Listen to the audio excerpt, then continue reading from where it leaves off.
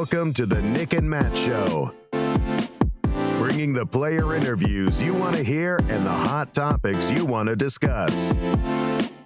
Streaming live on the Foundation Podcast YouTube channel, here's Nick and Matt. What is going on, everybody? How is everyone enjoying their Monday night? This is Nick from the Nick and Matt Show. I'm with my co-host, Matt. We are bringing you week number 65, I want to say, or 66. No, I think maybe it's 63.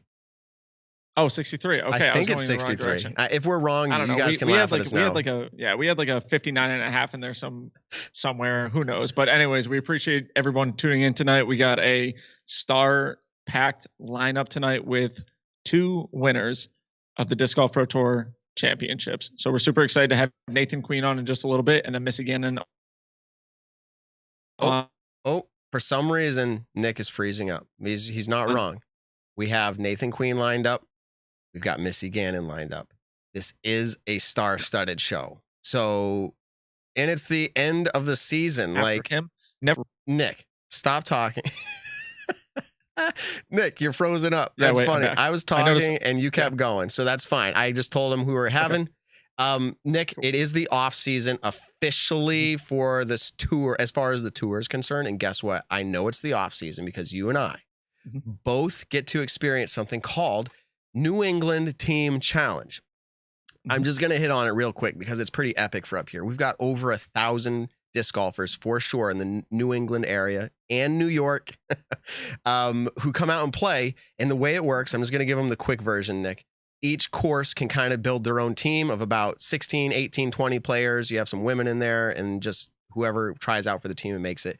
There's divisions, A, B, C, D. I think they even go to E and then like a play-in pool. If you win your division, you move up. If top two move up, if you lose or bottom two in a division, you move down, and it just cycles until you make it up to A pool, and that's a big tournament. Travel all over New England. It's pretty epic, but it plays throughout the winter, snow, all of that. But we've made it to that season. My first match is this weekend with my team. We're traveling up to Maine. So, Nick, are you still doing Team Challenge? I'm going to try to make as many matches as I can. Obviously, living down in Virginia, it is a little tougher now. I think actually back in 2017 when I was living down here, I had either driven or flown to every single match that year. And there's nothing more miserable than going, playing, and losing a match and then driving 10 hours back to Virginia. So on that note, I would like to make enough matches so that I'm qualified to play in the finals. I still play for Team Buffinville, which last year or 2 years ago, when everything before COVID really hit, we were the number one team in all of Team Challenge. We were undefeated, had one more match to go for the regular season. Unfortunately, with the COVID pandemic, that season was canceled, so we never got to see if Team Buff was the legitimate best team in all of Team Challenge. But it's all good. I'm not bitter about it whatsoever. About what? No. So people are already in here saying the weekend was amazing. We're going to recap how that kind of went down, some of the interesting storylines, and obviously, because it's obvious, if you haven't seen this, Nathan Queen, people are claiming it to be the Cinderella story. And I don't think they're fully wrong. 28 seed taking it down. We're going to have him on, but we're going to talk about how that played out. And then Missy Gannon. Nick, technically speaking, she was the first and highest paid ever player in disc golf. Don't even classify division ever for winning a tournament. She took that title. That's an interesting stat or fiction. Yep. She was the first person to make $30,000 in one single disc golf tournament. Pretty insane. Statmando hooking us up with a bunch of stats to go along with our show. We're super excited. Unfortunately, Evan is not in studio tonight. I don't know if Matt already said this or not. Where people were giving us a hard time. We weren't paying him enough. And so we decided to potentially cut his pay. And he was like, you know what? I ain't coming back anytime soon until we figure out pay. No, I'm just kidding. Now Evan can't be with us tonight, but he hooked us up online with a bunch of cool stats.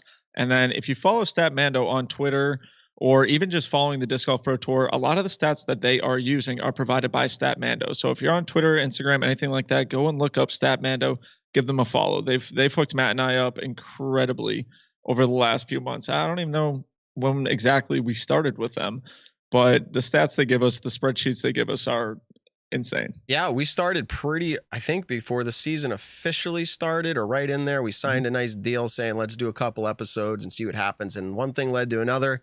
One one thing led to another. We're both mutually happy with how this is working out. So that is all that. Nick, people are already dropping super chats saying, Nick and Matt, let's get them an RV. Come on, let's Patreon this. We want to get them on the road together to do crazy disc golf stuff in the off season. All right.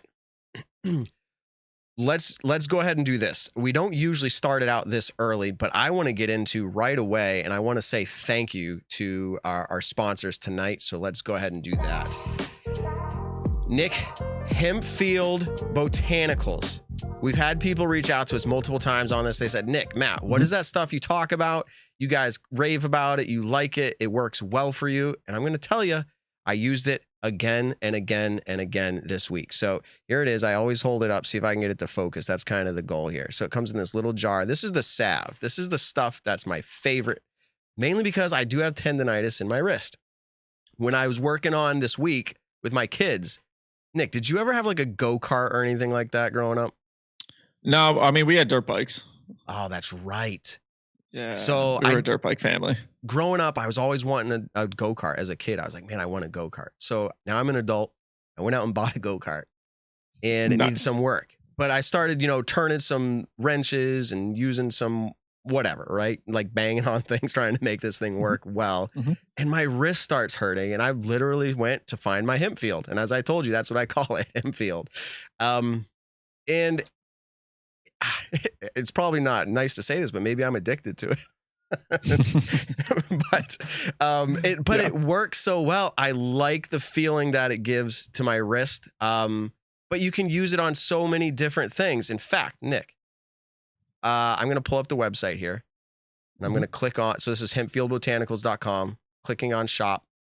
All right, let me just read real quick here for you guys. Topicals, oral oils. Nick, say oral oils 3 times fast. Yeah, I'm not even going to try. Oral oils. Okay, anyways, that's hard to do. Oral oils, hemp tea, hemp flour, face oils, body products, pet products. Listen to this. Pain products. And then they have these categories. Relax products, energy products. They even have apparel. But I've been using these pain reduction products. They say, feel good, play better, muscle recovery right here.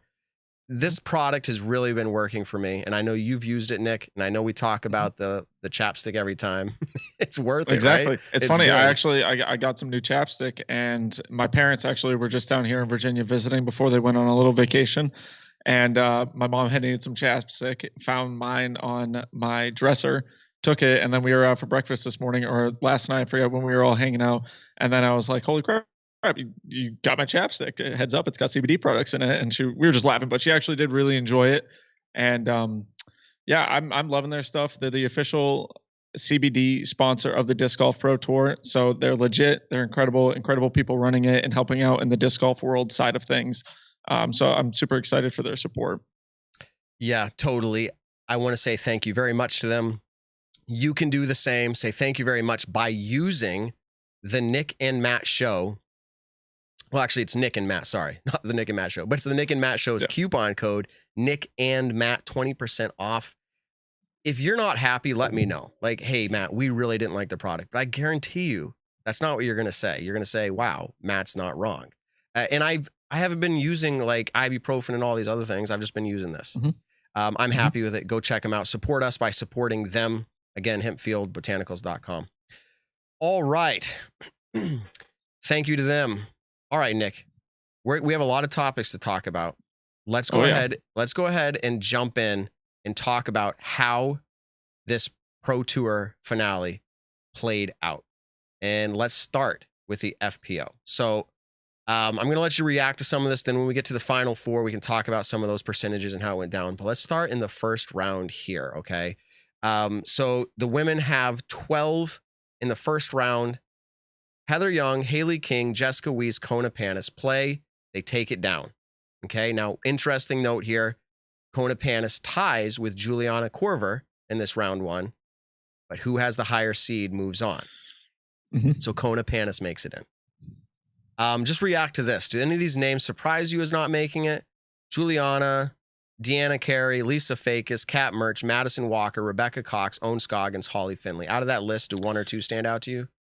I think out of that list, the one that would maybe most stand out to me is Owen Scoggins, only because she has had a pretty good year. We've heard her name a decent amount throughout the year. She's generally very well known for her putting. And so I kind of figured she would put up a decent battle going into this event. Unfortunately, she did not. She actually was off pace by about 9 strokes. And that's just going up against Heather Young, who had won it. I think she actually ended up losing or being out of it by at least 7 or 8 strokes. So that was the only one that was kind of really surprising to me. The rest of the players have had somewhat decent years at certain events. We've talked about them before, but I would say Owen for the biggest one would be my surprising after the first round. Yeah, and for me, the two that stand out possibly here again is Lisa Fakis because of last year. I felt like this course must have played strong for her because remember she made it to the Final Four last year. And then possibly Holly Finley, just being such a Woods player that she is. Those would be who I added to the list with in addition to what you said. So semifinals, you have, is it semifinals or semifinals, Nick? I think I've always said semifinals. All right, we'll go opposite of each other, and I'll say unless semi. I'm talking about a quick. I guess it works either or. Maybe I think everyone knows what we're talking about. Maybe we should ask Andrew Zimmern. Yeah. Okay. Yeah. Exactly. All right, that was an excellent show, by the way. If you missed that and you're hearing this one, go back to last week and listen to one of disc golf's greatest fans, at least celebrity greatest fans, Andrew Zimmern. So in the next semifinals, Missy Gannon, Haley King, Heather Young, Sarah Hokum move on. Okay. And you have not making it. You ready? React to this. Katrina Allen, Kona Panis, Paige Pierce, Jessica Weiss. Any of those stand out to you, Nick? All 4 of them stand out to me. Wow. I'm going to give you a reason why all 4 stand out to me. So obviously Katrina Allen and Paige Pierce being 2 of the most dominant players in FPO history, them not making it on from the semifinals going into the finals was very surprising. The reason why I say Kona and Jessica Weiss, because if they had shot the same scores they shot the first round that they played, they both would have moved on to the next round. So just playing consistently or inconsistently is the reason why they both did not advance. So that was the only surprising factor in that sense. But the biggest surprise, I would say, is Paige Pierce, who got second place in this last year to a playoff against Haley King. And yeah, I think for the most part, people would say she was probably picked the most, if I had to guess, in the bracket challenge for an FPO winner. Yeah, I was pretty surprised, Nick. I'm not going to lie on that one. I mean, both Katrina and Paige. And then again, I mean, here's the deal. Once you make it down to the semifinals, it's fully expected that like good players aren't going to make it. You can't all make it. And you're in the semifinals. So that's, I mean, anyone who made it here, you're a good player. But still, when you are ranked, top 1, 2, or 3, you feel like you probably have that edge to do it. And man, they just fell off. They weren't like Paige Pierce wasn't even realistically close. So, and Katrina Allen even, I mean, she was 2 strokes off at least. So, so moving into the final for the FPO, and I know people probably watched this and they're probably like, we don't need to recap it all, but Missy Gannon, Sarah Hokum, Haley King, and Heather Young. So let's look at the stats real quick here. I say stats. It is one round of stats. And Missy Gannon, pretty much taking first in everything, minus like circle 1. So she has first in fairway hits, first in circle 2 in regulation, first in scramble, first in circle 1 C1X putting, and first in circle 2 putting. Missy Gannon had enough to do that. So Sarah Hokum, Heather Young, Haley King. Talk about a little bit what you saw here. And I don't mean to make a huge deal out of it, Nick, but I think your perspective is pretty good. Haley King, final round, starts out with what, a double bogey, and then it just seems to go downhill from there. What do you think about that? Like what do you think? It seemed to kind of snowball. I think I've said this a majority of the year. When Haley King is not in it to win it at an event, I think she kind of gets either in her own mindset to where she slowly blows up throughout the round. I think this event is just a little bit different, knowing that she is walking away still with $8,000 just for making it into the finals. And then, sorry, I'm just going through my PDGA page. Knowing that she's making $8,000, I think that was kind of, maybe she was out in the crowd having fun. And I know I was going to talk about that a little bit more with the Adam Hammes in his last round for it. This is the kind of tournament to where she worked hard all year to get to the position that she's in. She also worked hard during this tournament to get to the position that she's in. Going out into the last round, let's say the slight inconsistencies, everything bad seemed to happen this round. And then it ended up not going in her favor whatsoever. And then on top of, you have Missy Gannon, who is playing very, very consistent going up against that. But like I said, I think knowing that she is still walking away with $8,000 kind of put a little bit of ease with her mindset. I don't think she was, I don't know, not that she's mad about losing, because I would say she's definitely mad about losing, but I don't think in this sense of this style of tournament, she's not really kicking herself in the ass, I would say. And that's the part that it has to be a challenge as these touring pros, because you're so used to every single event being like, I didn't win, or like, I came up short.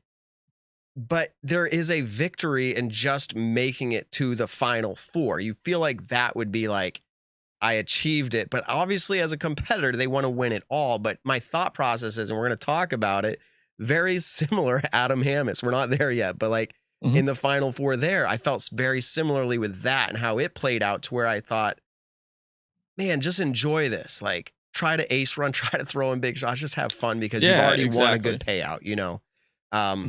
So yeah, Missy Gannon took it down. We're going to talk to her later.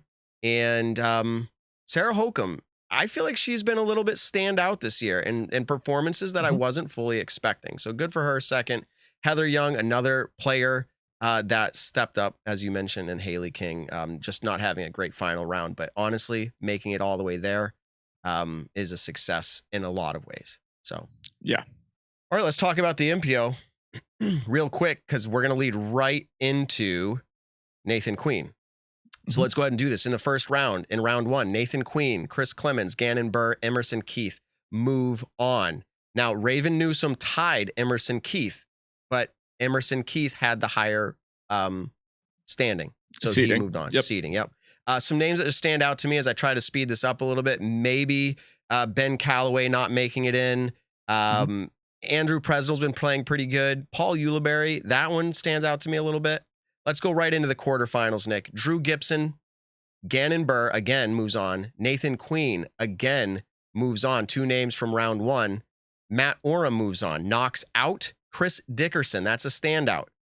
Joel Freeman, I feel like that's been a standout of late to move in. So Drew Gibson, Gannon Burr, Nathan Queen, Matt Oram out of the quarterfinals into the semifinals. Let's get here. Adam Hammis, Paul Macbeth, Drew Gibson, Nathan Queen. So you're seeing a trend here with Nathan Queen. He's doing what he has to do. Nick, react to this. These names. Which one stands out to you in the semifinals as being knocked out, surprises you? Kyle Klein, Gannon Burr, Ricky Wysocki, James Conrad, Kevin Jones, Calvin Heimberg, Matt Oram, Nico Locastro. Now, those names alone might be surprising, but let's say, you know, Nathan Queen made it in. There you go. So who out of that list surprises you the most? I mean, you got to go with Ricky Wysocki being the most surprising to not make it out after the season that he's been having. Arguably the best player in the world right now, arguably player of the year, if you really want to look at everything. And then our 2021 world champion, James Conrad. Kyle Klein, who's also been having a stellar year, did not advance from the semifinals. Gannon Burr had been playing pretty well. I wouldn't say I was surprised that he did get knocked out in the semifinals. And then, you know, Matt Oram, or Calvin Heimberg, actually, especially because he, you know, lost that round by 10 strokes. You know, he would have needed to play 9 or 10 strokes better just to advance. And you could kind of watch his demeanor out in the course. It just seemed very lackadaisy. But anyways, he ended up not advancing. Yeah, it's incredible. Some of those names. I mean, James Conrad in the woods with a putter. I mean, Gannon Burr was seemingly on fire, doing some really good things. We have a topic about Gannon. Kyle Klein. I mean, these names are no joke, right? Calvin Heimberg throwing fairways in the woods. I mean, that's a storyline you expect. And that's why these finals are really exciting, because it's one round moves on. So we make it to the finals. Paul Macbeth, Adam Hammis, Drew Gibson, 28th seed Nathan Queen, making it to finals. And what are you thinking at this point, Nick? Going into the finals with these names, I imagine you picked Paul, but like, what were you thinking how it could play out? I had picked Paul to win it after seeing his round in the semifinals. It looked smooth off of every single tee. Putting seemed to be going very well. Coming off a USDGC win, he's got momentum going with him.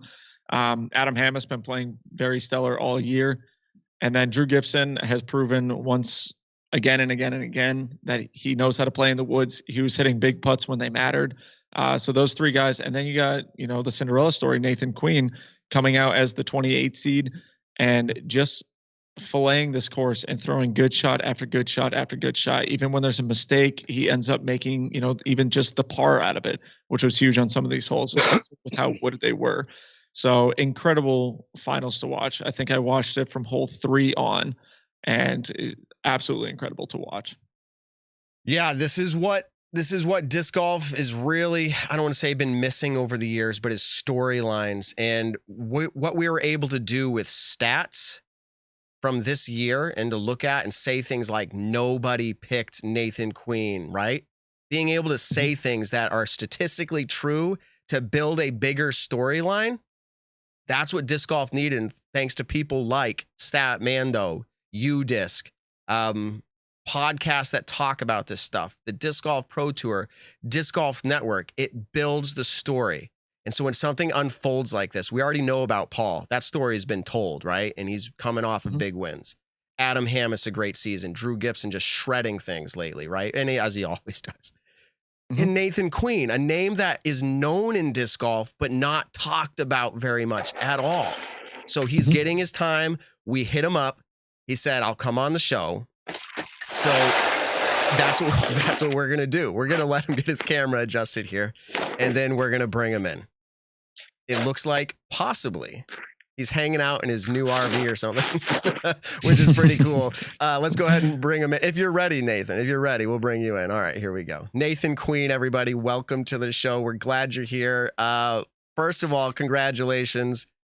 Second of all, you just got to walk us through the whole experience. I know it's one day fresh, but that's important. I want you just to kind of walk through it, the feeling going into this finale and then to this ending point, I guess. Cool. Well, thank you guys for having me here. It's been an incredible week, all week long.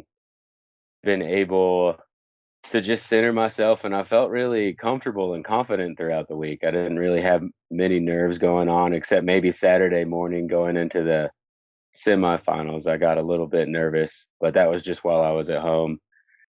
Since it's been over, it's just kind of a very fresh new feeling for me. It's been a long time coming for myself. Like you guys were just talking about, nobody else really saw it coming. But just an incredible feeling. I'm still not sure I fully understand what it's going to mean for me just yet, but I still haven't stopped smiling, and I'm still just floating around over here. That's got to be an awesome feeling, and you get to look at it every single time with that trophy right behind you. Winning arguably one of the biggest tournaments of the year, the biggest payout of the year.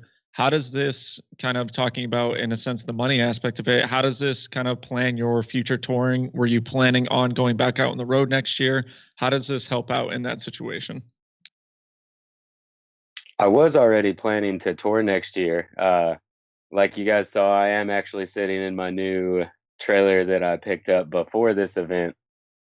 And it just makes it a lot easier for next year, getting the truck and the trailer beforehand. I paid for it all up front, so it was a pretty hefty tag there. Let me feel in a little bit lower bank account wise going into next year. But now it's not going to be, not that it was going to worry me and bring me down, but now I don't really have to think about it. That's awesome. Yeah. Yeah, and this is interesting because last year we had an interview with the winners, and that was the largest cash payout. And we said at that point, that's life-changing for a lot of disc golfers. It changes up how they perceive the coming year. You just talked about the price tag of paying for something like your traveling setup ahead of time. What does this do for your perspective on the coming year? Like, are you dreaming different things now? Are you thinking different things even as of one day ago? Like, what are your thoughts? I think the thoughts are about the same, but the actions on them are going to be a lot faster. It already feels like I've already got a few things working just within the last 24 hours that I'm pretty excited about. I'm not going to give much away besides that, but come on. Are you talking things like sponsorships, that kind of a thing? Yeah, different sponsorships and just other opportunities that come along from such a, monumental win like this, I guess is a good way to put it. Yeah, absolutely. Definitely other companies, whether manufacturer wise or even just other companies in the disc golf world, finding the value in you, and especially on such a massive stage. I don't know exactly how many viewers were watching, but this is going to be aired on ESPN within the month. I mean, it was a huge stage to win it on. And so you were coming in as the 28th seed into this event. People are calling it the Cinderella story. You're coming out of the first round. Some people say this is one of your home courses or you play here a lot. Talk to us just about your mindset going into every single round. It's because it's a whole new day. Previous day score doesn't matter as long as you make it into the next round. Right. So I never actually have lived in Charlotte. I have played Hornets Nest a little bit, but I only played one round on it in the original layout. And then before the Pro Tour in 2019, I just had a couple rounds on it and I played the Carolina Clash there. So not necessarily a home course, but I did have some rounds in on it and feel pretty comfortable on the course.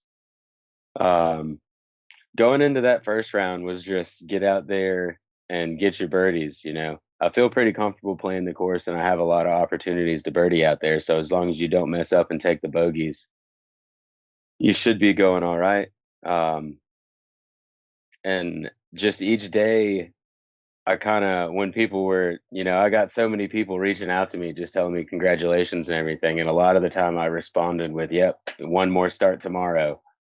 So just looking at each round, like starting a new round, it's not the same tournament. I started a new tournament each day was kind of the mindset I looked at.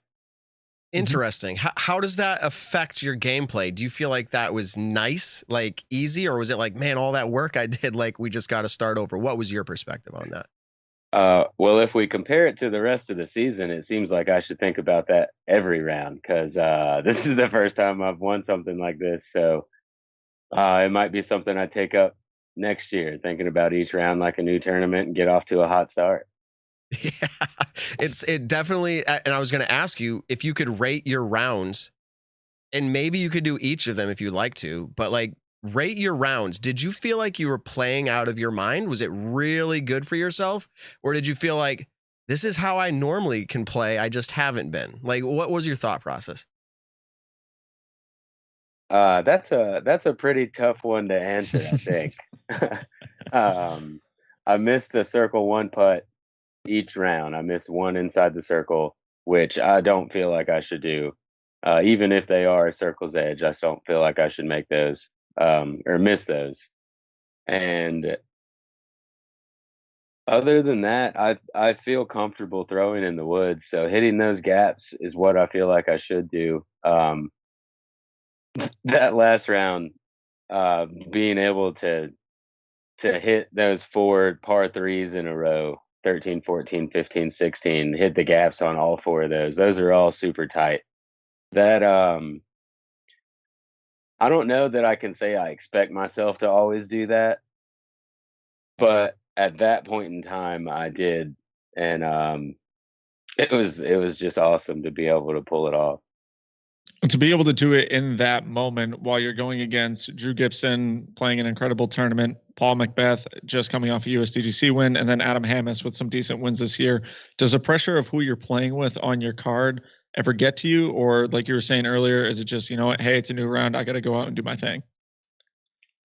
Yeah, usually I don't have much pressure on who I'm playing with or how they're playing. I do pretty well with sticking within my game a lot of the time. Like Drew made 17 putts outside of 80 feet. He was he just kept making putts the whole time, but it never, that never made me feel like I had to make my putt more. I was already going into it knowing that I had to make my putt to do what I needed to do. So I really enjoy playing with high caliber players like that because you get to watch awesome shots while you do it as well. Mm-hmm. And this really just makes it the most fun it can be. When did you have the feeling of, holy crap, I just did it? Was it actually on the last putt of you putting it in, or was it after parking hole 15, parking hole 16, and getting strokes on everyone, saving an incredible par on hole 17? I think that was one of your only, that last round, maybe one of your only big missed drives was on 17. And then you had the mindset of, you know what, I'm not going to push anything. I'm just going to play putter or mid, however you went up and you got your par. When did it all kind of sink in that, like, wow, this actually is happening? So once I laced the drive on 16, I wasn't exactly sure if I got all the way down to the basket or not, but I saw it crest the hill and start to fade back, and I knew that that was what it was supposed to do. I got up over top of that hill and saw my disc about 6 or 7 feet behind the basket. That was a pretty close moment to, if I had it wrong in my head. I wasn't looking at the scores, and I was one stroke off on what was actually going on. So when I took that birdie on 16 after Drew made another 70-footer, I thought that put him 2 back of me going into 17. So I was looking at, I need 1 birdie on these last 2 holes to make sure I secure it. And once I got that tee shot on 17, I actually disced down to try to play safer. I was messing that tee shot up through the first 3 rounds. I kept messing up and getting lucky and landing in the fairway. So I disced down to that Mako 3 to try to make sure I could land in the fairway slightly further than where I had been kicking to, and it just kicked into the woods. So I guess I should never really disc down. I should just go for it. But yeah, just play for par from there. And once I got that par, I looked at the scores to make sure I was right, that I had 1 stroke and probably needed to birdie, and I saw that I had 2 strokes. And that's when I knew that I wasn't going to mess up 18 enough. Didn't matter what I did. My Wraith is my pretty easy shot. That's what I throw off of that tee. I feel comfortable throwing that in pretty much any situation. So just throw my normal shot on 18 and I'm going to take it. That was when I knew. So it was either before or after your tee shot on 18.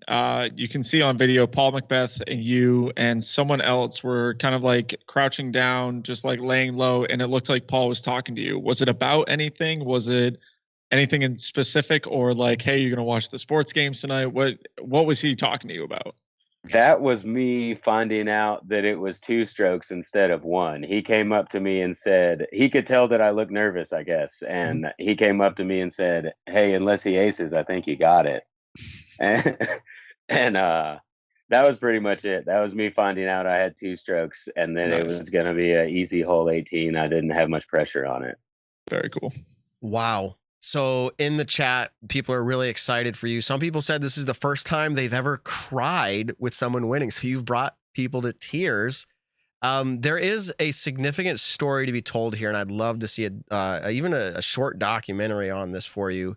Maybe we need to reach out to the same. Actually, I have the contact for Paige Pierce's producer there. Maybe I'll reach out and say this is a great story. But how did the crowd help in this situation? It seemed from our perspective as fans, the crowd was really rallying behind you with every round that went through. What was your experience on that side of it with the crowd?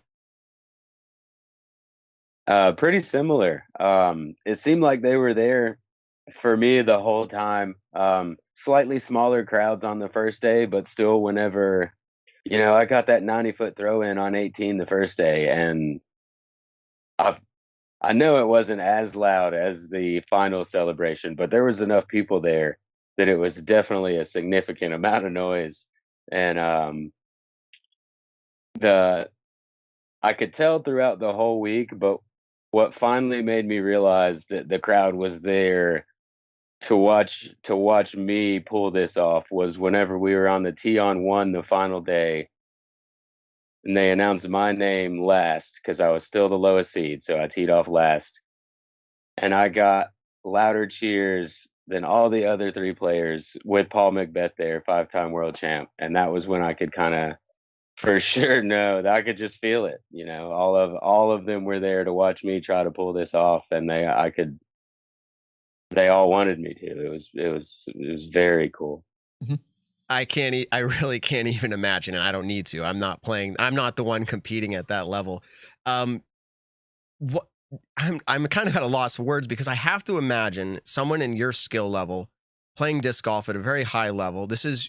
Am I wrong in saying this is your biggest win? Yeah, you're not wrong. Okay. And there's nothing close. There's nothing close. I think I saw a stat that said maybe your highest payout ever was 1,600. So this destroys that. Yeah, even if I would have got knocked out the first round, I still would have got my highest payout. Success. That's funny. Pretty awesome on the Pro Tour's part. Yeah, that's funny. Yeah, absolutely. I guess I'm just asking, like, tell us about you and your disc golf career. I'm trying to go back. I don't even know how far. Like, tell us a little bit about like your disc golf journey, for like maybe even the point of like, hey, I decided to tour. You don't have to give us every little inside detail, but like, did you have dreams? And some of these dreams are now like, this was part of that dream. Like, I'm going to win something huge. I'm going to show people I can beat the best. Like, tell us about your journey to choose to play disc golf. Yeah, it started a lot later age-wise as far as most people. I moved to a new town, Newbern, North Carolina, when I was 23. And I played disc golf some, but it wasn't something that I did all the time. But when I moved there, it's kind of a retirement and military town, and I don't have much to do with either of those. So I went out and just started playing disc golf a lot. The first day I was there was a Tuesday night doubles. Met some people, started playing a lot, and they all told me I was good. Scott Stokely actually was around Newbern in 2014 telling me that I needed to go out and tour and whatnot. And I didn't know who he was at that point either. He was just a guy with blue hair telling me I needed to go play disc golf. But so, that's kind of the early signs of people telling me that they thought I had something. And I was just working my job, going out and playing to have fun in the evenings. Ended up moving to Raleigh, and I had started playing a lot of tournaments at that point. I didn't have much going on otherwise. So I'd take my dog to go play in the evenings and then go play a tournament on the weekends. And 2016, 17, and 18, I won the NC Point Series title, which is, just look that up. It's a pretty sweet trophy, almost 3 foot long, the shape of North Carolina, with all the winners on it from 1970 and on, I believe. Nice. And then I traveled to Pittsburgh in 2018 to try to qualify for USDGC, because it was the closest one to me. It was about a 9.5 hour drive. I went with a couple buddies, and I guess this would be my second biggest win that I'm about to say, is that Pittsburgh Flying Disc Open. I won that A tier to qualify for USDGC in 2018. And then I went to USDGC and got 11th. They put me on a feature card with Sexton that year. Then I was able to play pretty well and get 11th. And that's what pushed me to decide to tour at 29 in 2019. Yeah. So, I mean, do you feel like, though, like in your mind, were you always thinking like that big one's there? Is that ever crossed your mind? Or were you just like, whatever it is, it is? No, absolutely. I went out with the expectation that I was going to be in contention at most of these events. That's what, that's kind of what I was talking about, that I haven't met my expectations throughout this year. I had a couple good finishes, but even in those, I wasn't necessarily in contention. And that's what I expect myself to do. I know that I have the ability to do that. Yeah, that was going to kind of be my next question, is now going into the 2021 year after 2020 season that was kind of shortened due to the pandemic. Now 2021, everything's kicking back up. The Pro Tour seems to be doing a ton of incredible things. What were your goals? Was it just being in contention, possibly winning? Did you have any other goals going throughout the season? Not just trying to be in contention and be there every week. I am one of the players that actually plays more events than a lot of people. I don't really know what to do with myself if I'm not out preparing or getting ready for a tournament. I just kind of feel lost and not sure what to do. So I play a lot of events, and I just always want to be able to play at a high caliber wherever I'm at. I should be able to adapt to what's going on and be in contention for it. Out of the 33 events it looks like you played this year, 3 of them you didn't cash out. You actually got 55th at USDGC, 54th at Idlewild, and 51st at Great Lakes Open. Yeah. Does that, when those events happen and you have an off week like that, what is kind of your mindset during that week or even going into the next tournament? What are you thinking about in that moment? Well, it kind of depended on the event this year. Great Lakes Open is that one's a tough one for me as far as distance. I think it's that place just kind of confuses me. I've had a weird run there in the 2 years before this, and it just doesn't feel like I can quite reach things. But then the last round, I shot a clean 7 down, and none of them were circle 2 putts, so I can reach things. So that one's just kind of, I don't really know what happens there. I wasn't too concerned about that one. Idlewild kind of hurt my feelings a little bit. That's one of the tracks and kind of in the woods that I'm supposed to do well at. I'm not really sure what happened at that one, but still the mindset's pretty similar going into the next one. You just gotta, move on from it and try to get past it, not think about it too much, or it can drag you down. Mm-hmm. During USDGC was on accident when I ended up trying to getting the truck and trailer. The deals just kind of fell into place, and I had to jump on it at that point. So I had a lot on my mind during that week, and it's just an incredible atmosphere to be there. Innova does great with how they treat the players there, and the course in general. Everybody always talks about how they love playing it, regardless of what you see on the internet. In person, all the players that I see there just love being there. Mm-hmm. So I, even though I didn't cash there, I didn't feel, it was kind of strange because I've done so well there the last few years, but it's that championship course that OB can bite you. It does it to a lot of players. So I was able to handle that one pretty well and come into this week still feeling strong. Very good. So I think you told us a little bit about your story. People are wanting to know about your bag. I'm hearing things about polecats, and tell us about no polecats. No polecats. Okay. Tour series discs, things of that nature. If you get one, do you have one? What do you want to tell us about your discs? What's your go-to? You talked about a Wraith earlier, but what are you throwing? Your go-tos. Yes. Star Wraith is going to be my go-to driver. I actually don't have another distance driver in my bag right now. I've got 4 or 5 Wraiths of different stabilities, using Double G's Halo Wraith for my stable shots. And I guess Thunderbird could be a distance driver, but I throw Thunderbirds, TL3s, Mako 3s, Gators. Pretty much a lot of discs that nobody else throws. I throw studs and Colts as my putters that I throw a lot, along with the AVR X3, and putt with infinite alpacas. So gotcha. No, that's good. People enjoy finding out what, the Disc Golf Pro Tour Finale champion for the MPO throws with. So there you go. Yeah. So Nick, we've called out people before as in like dark horses, but we called them on the Nick and Matt show the wild horse, and we pick wild horses. We didn't do that for this finale, but I think it picked it for us right here. I mean, is he not the greatest wild horse we've ever seen in a tournament? I mean, yeah, definitely for this style of tournament, having someone advance from the first round, play 4 consistent rounds, beating the best players in the world. Yeah, that would definitely be considered that. Okay.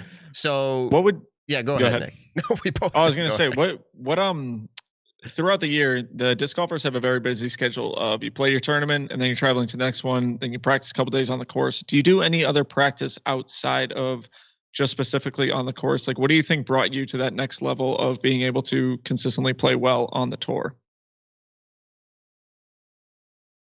Just whenever you go out to the course, being able to get through the course one time, go forward, walking down the fairway, look back on the fairways and check out what's going on with everything, and being able to pretty much just pick out what you want to do by looking at it without actually throwing is one of the skills I would say that's pretty needed to be out here all year long and try to learn so many different courses all the time. That the first year that I played a lot in 2015, I was working 5 days a week and then I'd go play a tournament on the weekend. So that entire year, I pretty much played 25 or so tournaments blind. The first round I played blind on the weekends. And I think that transferred to helping me out on the road, getting to play so many different courses. I can take a look at it and just by the distance and the shape of it, able to figure out what disc is going to be best. Mm-hmm. Yeah, and I think, and I'm an amateur level player, and my rating will tell you that I'm not that good. I'm 950, but I think from hanging out and being able to get in some practice rounds, what you just mentioned is super crucial. Like the idea of walking down a fairway and looking backwards and just seeing more than what's on the tee pad. How much practice, and maybe you said this and I missed it, I apologize. Trying to line up show stuff during the show can sometimes make me a bad host. Did you talk about what went into preparation at this event specifically? How many times did you get in a practice round or things of that nature? No, I haven't yet, but I was still pretty busy getting, transferring titles and whatnot with the truck and the trailer. And I also sold the RV that I've been traveling in for the last 3 years. So I played one practice round on Tuesday before the event that started on Thursday. I was going to play another practice round on Wednesday, but I ended up selling my RV that day and had to handle some things, so I wasn't able to make it out there.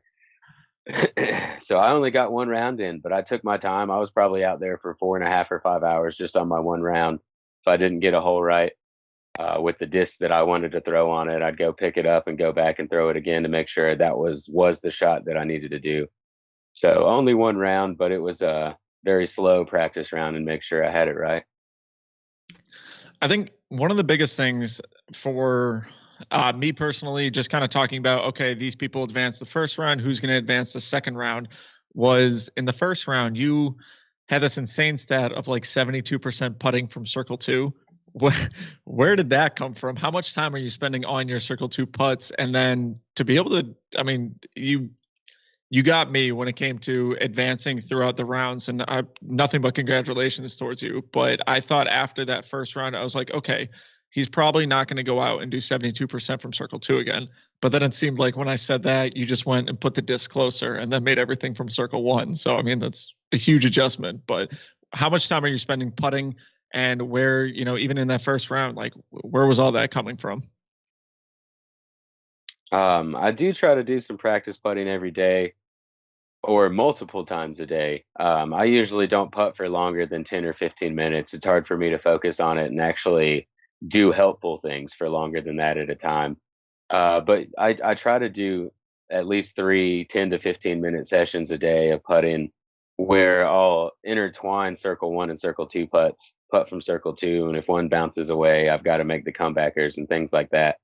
I put in a little bit of extra time warming up before the event than I normally do on the putting green. Usually I just kind of get warmed up, make some putts, and then move on. But I, put a little bit of extra time into it before the round started.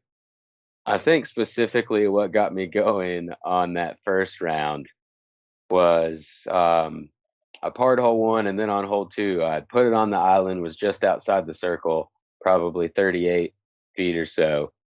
And my normal miss is low, which is a good thing, but damn, it's aggravating.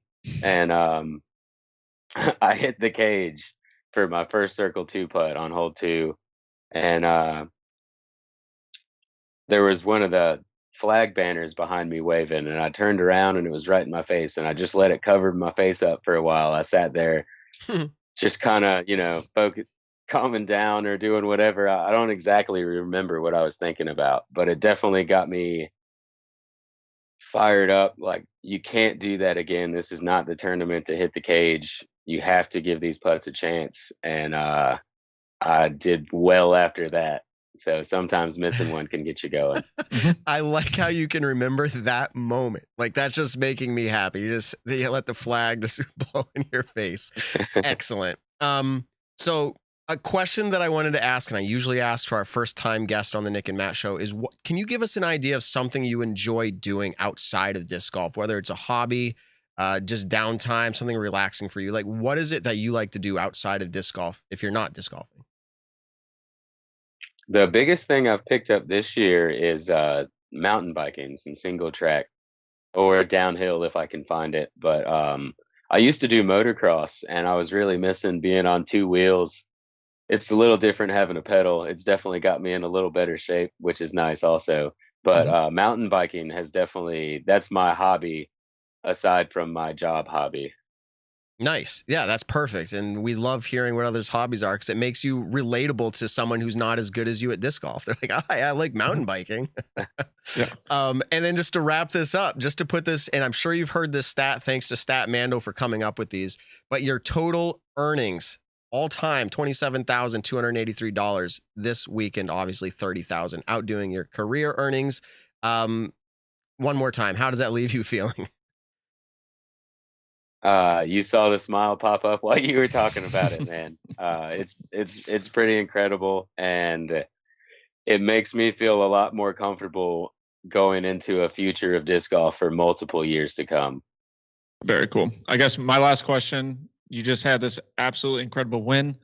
No one picked you in these brackets. What do you say to people who are wanting to get out onto the tour? What are you saying? What's the best tip that you can give them? If you want to come out and you feel that you have the ability to do so, make sure you are mentally and financially prepared to come out. You don't want to come out and be thinking about making cash to continue. You know, if you can get out there and not worry about making it to the next event, and you have the skill level, then get out there and do it.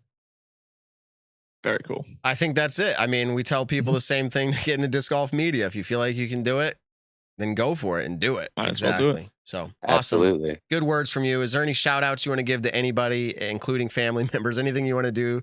We think we have about, and I've never given out our numbers, but we probably have in the range of 15 to 20,000 people who will hear this. Is there anybody that you want to shout out? I absolutely want to shout out my dad, Russell Queen. He does a lot for me, helped me out a lot in the transition of getting the truck and trailer. Actually flew out to Wyoming to drive the truck back for me. And he helps me out like that all the time. He's my rock. He's taught me a lot of things.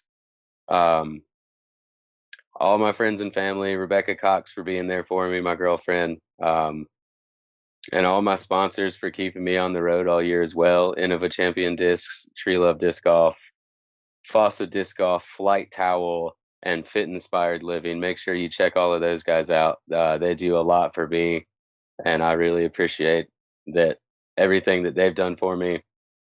And all the fans that I've gained just across the country, man, it's so cool. Just all the people that take you in. I've gotten so many messages saying this city, this state is all pulling for you all week long. And thank you guys. It's a cool feeling. I like being out here playing. I'm glad you guys are enjoying it. Very cool. I was honestly just about to ask, where can people find you on social media who have become fans this week or might not know where to find you? Yeah, my Instagram is nqueen_68286. That'll be the best place to check it out. And I didn't mention it earlier. I do have a Tour Series Wraith through Innova. Hopefully those will be up again soon. They've been selling very well this year. So excited about that. You can check that out on the Innova Pro Shop as well.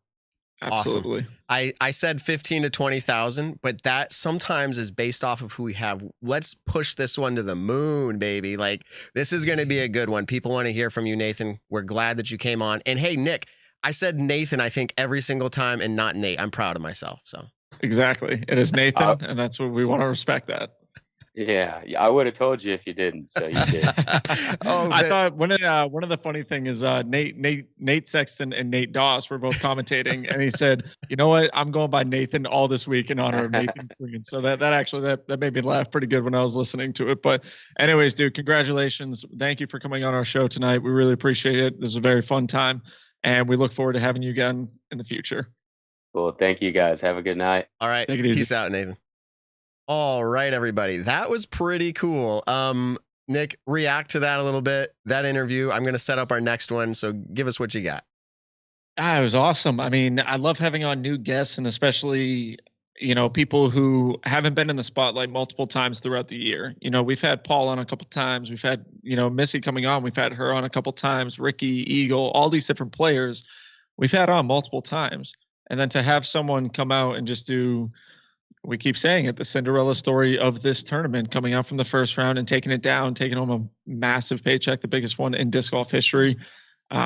It's super fun to have him on for an interview. Seems like a very down-to-earth guy. I don't know how many I maybe had conversations in passing with Nathan, but definitely not too many, not enough to, call her, acquainted. I would say we're acquainted at this point. But very, very fun interview. Glad to have him on. We're acquainted. Yeah. I was just, he's very, and I mean this in an awesome way, very chill. Like, he seemed like he went through his round exactly how he was in personality here as well. And I've never hung out with him, but I mean, he just seems like that even keel. Like, and I think that's very important for competition in golf or disc golf to be able to maintain that. I mean, very cool. I'm really happy for him. I look forward to he doesn't even have to win again. He has a story that's going to last a lifetime. I mean, absolutely. That's awesome. Very cool. And I think someone else, we have stories that will last a lifetime now, is we technically have the first ever player to win a tournament and make $30,000 off of that tournament. We have Missy Gannon, who, if you guys are fans of the show, you saw her last week. You've seen her, I don't know what, 4, 5, 6, 7, 8, 9 times so far. We've been having Missy on. She's been on an absolute tear lately. So, ladies and gentlemen, Missy Gannon. How you doing? Hello. I'm great. How are you? Just the smiles. Everyone's smiling tonight. It's almost like you guys won this big tournament. Tell us what happened, Missy. What went on this last weekend? I mean, craziness. I can't even believe that this is like my reality right now. But yeah, taking down the Disc Golf Pro Tour Championships and taking home, the largest cash payout of all time is it's crazy. I don't know how to describe it. Well, let's just kind of walk through a few things with that because you just brought it up. First of all, you've probably heard some of these, but let's react to it anyways with our listeners. Missy Gannon, the best cash payout in a single month of any player in disc golf history ever. So good job. Thank you. Previous high, just to put it in perspective, was Chris Dickerson in 2020. He took home $23,000 in 1 month. So you just beat that by, what is the math there? $13,000, I think, $13,000. So, I mean, it's a big payout. That's a big part of it. But obviously, you had to play pretty good also to get to that 36,000 mark. So we talked to you last week, and I remember one of my questions specifically, and I didn't want to remember I was talking about jinxing you and setting you up and like, is this going to continue? And I said, how's your game feeling? And I asked, is there anything you're wanting to change or work on going into this next week, which was this last weekend? And you said, no, you're feeling pretty good. It seemed to translate out there. Did things go your way, or did you maybe a little bit of both, or did you feel really good out there? Both, for sure. I mean, I felt really, really good, and it was going to take one or more of my competitors to also be feeling really, really good. Obviously, any one of my competitors throughout the entire event could have beaten me. So even with the way that I played, I think that there are so many scoring opportunities out there. But I was just fortunate enough to have played at a pretty high level, and that nobody could really put the same sort of rounds together in each match. So yeah, it definitely was a little bit of both for sure. But I know that when I am on and I am playing at a really high level, it will take a lot to try to track me down. Yeah, without dissing anybody, because that's our job. No, I'm kidding. We don't want to diss anybody, but we don't have to say names either. Just generally, were you is this how it played out for you when you kind of ran it through your head who your final four would be? I guess that's where I'm trying to get. Like, did you have any expectations or dreams of what you were going to have to do in the final round? And when you were there, were you like, wow, this is a different group than I expected? No, not really. I mean, I had very little expectations going into each of the 2 rounds that I played. I didn't want to think about what I think I should shoot. I didn't want to think about, what's at stake. I knew that either way, I was going to walk away feeling proud of the season that I had put together. I had earned my spot and my bye into the semifinals going into, the Pro Tour Championships. I had just won a big event the previous weekend. I really just knew that I was happy with my season and I was going to walk away with a good amount of money regardless of what happened. So I think I just had I was in just a really good mindset to set myself up for success. And so when I don't have to be thinking about all those extra things and just focus on every shot, every hole, my game plan, I set myself up for success. And honestly, that's the glory of that style of event and the way that the format is that you just never really know. We see so much fluctuation even during normal tournaments that you'll have somebody come out and shoot hot, even if, say, they might have been on the 3rd, 4th, 5th card and they shot a 5 down and moved up, a bunch of spots. But yeah, so in this type of event, you just have to have that hot round, and beat out the person behind you. You just have to do everything you did. That's all you have to do. Yeah, exactly. I mean, looking back, I'm just on UDisc Live right now going through your rounds. Your semifinals, you played very clean. You shot 5 down, no bogeys. And then going into your finals, you were 5 down after the front 9. And your nearest competitor from that was only 1 down. When did you, I asked Nathan this just a little bit ago, when did you figure out that, holy crap, I just won this? Was it tapping in that last shot or was it a couple holes prior? What was your mindset going into, let's say, the back 9? Sure. Yeah. The back 9, I knew I had played pretty well on the front 9. I had racked up a few birdies and even, in my opinion, a bonus birdie on hole 7, I think. It's just a really tough birdie in general, but I was able to cash that one in after, I think, missing a birdie opportunity on hole 4. So I knew that I had played the front 9 pretty well, knowing that was maybe the easier half of the course. And going into the back 9 with no bogeys and a few birdies under my belt really just helped to keep my confidence pretty high.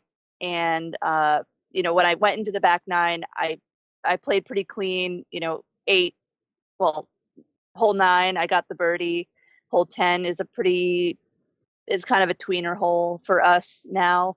So I took the par, and then hole 11 was the first hole that I kind of struggled on. And I was still trying to find every way to get the par on that hole, but Tom looked at me after I was at my second lie and was just like, hey, I think you're just going to have to take your medicine and, get the bogey. So that's what I did. I did give a stroke back to Sarah and 2 strokes to Heather, but I still knew that I had a little bit of a lead at that point. So I feel like hole 12 was kind of a pivotal moment for me because it's a par 5. It takes, I think, 2 very specific shots to kind of set yourself up for the best opportunity to get a birdie on that hole. Sarah and I threw our tee shots really well. Then we both were kind of in similar spots on our second shots. She was a little bit out from me and absolutely parked it, hit the bottom of the little pyramid under the basket, and she was guaranteed a birdie. And then I go up to my lie, I throw my shot, I end up kind of going a little long, just about circle's edge, maybe like 22 to 25 feet, and I canned that putt to match her. And I think at that point I knew that it was going to be hard for them to for any of my competitors, but specifically Sarah at that point, to kind of gain strokes on me. I was just feeling so good on the green, especially, and I was feeling like I was getting off the tee pretty clean. So I think I knew that I took it, that I was like, I'm going to win this. Honestly, when I threw my tee shot on hole 17, I absolutely cured that gap. I landed in the best possible position, exactly where you want to land, and put myself in birdie range, even though I didn't even need a birdie at that point. But being the person that I am, I wanted to make sure I threw the best shots possible, regardless of what the situation was. Threw my second shot and knew that it was pretty perfect, but couldn't really. It's kind of a blind shot. So once I heard the crowd kind of go wild up by the green, I was like, well, I'm going to get a birdie here. And, that's basically the last, nail in the coffin. Mm-hmm. Man. So what you're talking about makes me think through this. We think so much about this event and the win being so large because of the payout. We said, this is the largest payout ever. And that's just a story because at this point in the history of the sport, that's what they chose to do. We can do a $30,000 payout. But I think, and this is where I'm standing, I'm interested in your perspective. Take away the $30,000, the competition you had to go up against, which is the finale, which is all the best players in your division, and to come out round after round after round after round and taking it down, you can't discredit the $30,000, right? But like, how big of a win was this against the competition you had to go against? Yeah, it was the biggest win of my career. I think that, like you said, all of the best players earned their spot to compete at this event. We had to qualify. We had to play pretty consistently all year. It was only 16 competitors in the female pro division that were able to get into this event. And I was your third seed. So, I knew I was one of the higher or better seeds. And I mean, it just, at the end of the day, when we going into that semifinal round, it was Paige, it was Katrina, it was, Sarah, all with me in that top four. And then, Haley King, the defending champion, Heather Young, and I think Kona Panis and Jessica Weiss. And so, all names we know, all names that we've seen on the leaderboards throughout the entire year. So, yes, aside from the 30,000, that's kind of the cherry on top, honestly. But yeah, I think it was the best of the best, and it feels good to take them all down. Definitely. Yeah. Is it really the cherry on top though, or is it actually the ice cream? Right. All of it, but Yeah, I know. No doubt. So I have another question for you, and we do so much around money because that's where the sport's at right now. But I wanted to touch on for sure, saying like that win was big regardless. But if we do look at your career earnings, this is the progression again, thanks to Statmando. I'm guessing this is probably one event or two events when you started in 2017. You have $380 that year. 2018, you went up to $1,700. 2019, just shy of $8,000. And then 2020, is that the year you full toured? Is that what it was? 2020? Actually, full tour was 2019, so that was my first full tour. So it was my second year. Okay, so just shy of 8,000, but then you went up to 11,000 in 2020, and this is where it gets with all of that. So yeah, with COVID, right? Yeah. And then 2021, so this year, obviously we have a big payout adding to this, but regardless of that, but you're up to $56,000 this year. And my question related to this is, again, I hope you don't take this as being too personal, but what does money like this do for you or a disc golfer in your situation, practically and maybe mentally? It's got to do both. We asked Haley King this last year. Yeah. Yes. It's knowing what it was like, being on tour. I came out on tour in 2018, kind of midway through the year. Started at Idlewild in like June or July of that year. really no expectations, didn't have any idea what I was doing, quit our jobs, Tom and I, and just sort of sent it with little to no real understanding of whether or not we were going to be able to continue to do this past the end of 2018. But we came from very humble beginnings, is all I have to say about that. And just because the money just wasn't really there in the sport in general. I mean, for the people that were cashing consistently, they were able to get by. But certainly as my sponsorships got better and, I got more notoriety from playing better and better throughout 2019 and then moving over to Discraft in 2020, that was such a big moment for me because the support was just so much higher. And to be able to not have to think about money and hustling and trying to cash every single weekend, not knowing where, what your accommodations are going to be, if you can afford those accommodations, is a complete game changer. I'm trying to do this and this is my job. Imagine trying to and people do feel this way. You're working so many hours a week and you're just barely scraping by. It's so hard to live that way, and it's so hard to focus on your job and do a really good job when you can't think about anything else and you have no ability to focus on the task at hand. So money is a huge motivator and it's a huge help in trying to be successful on the road. And yeah, this not only will help me do that even better than I've already been able to do, but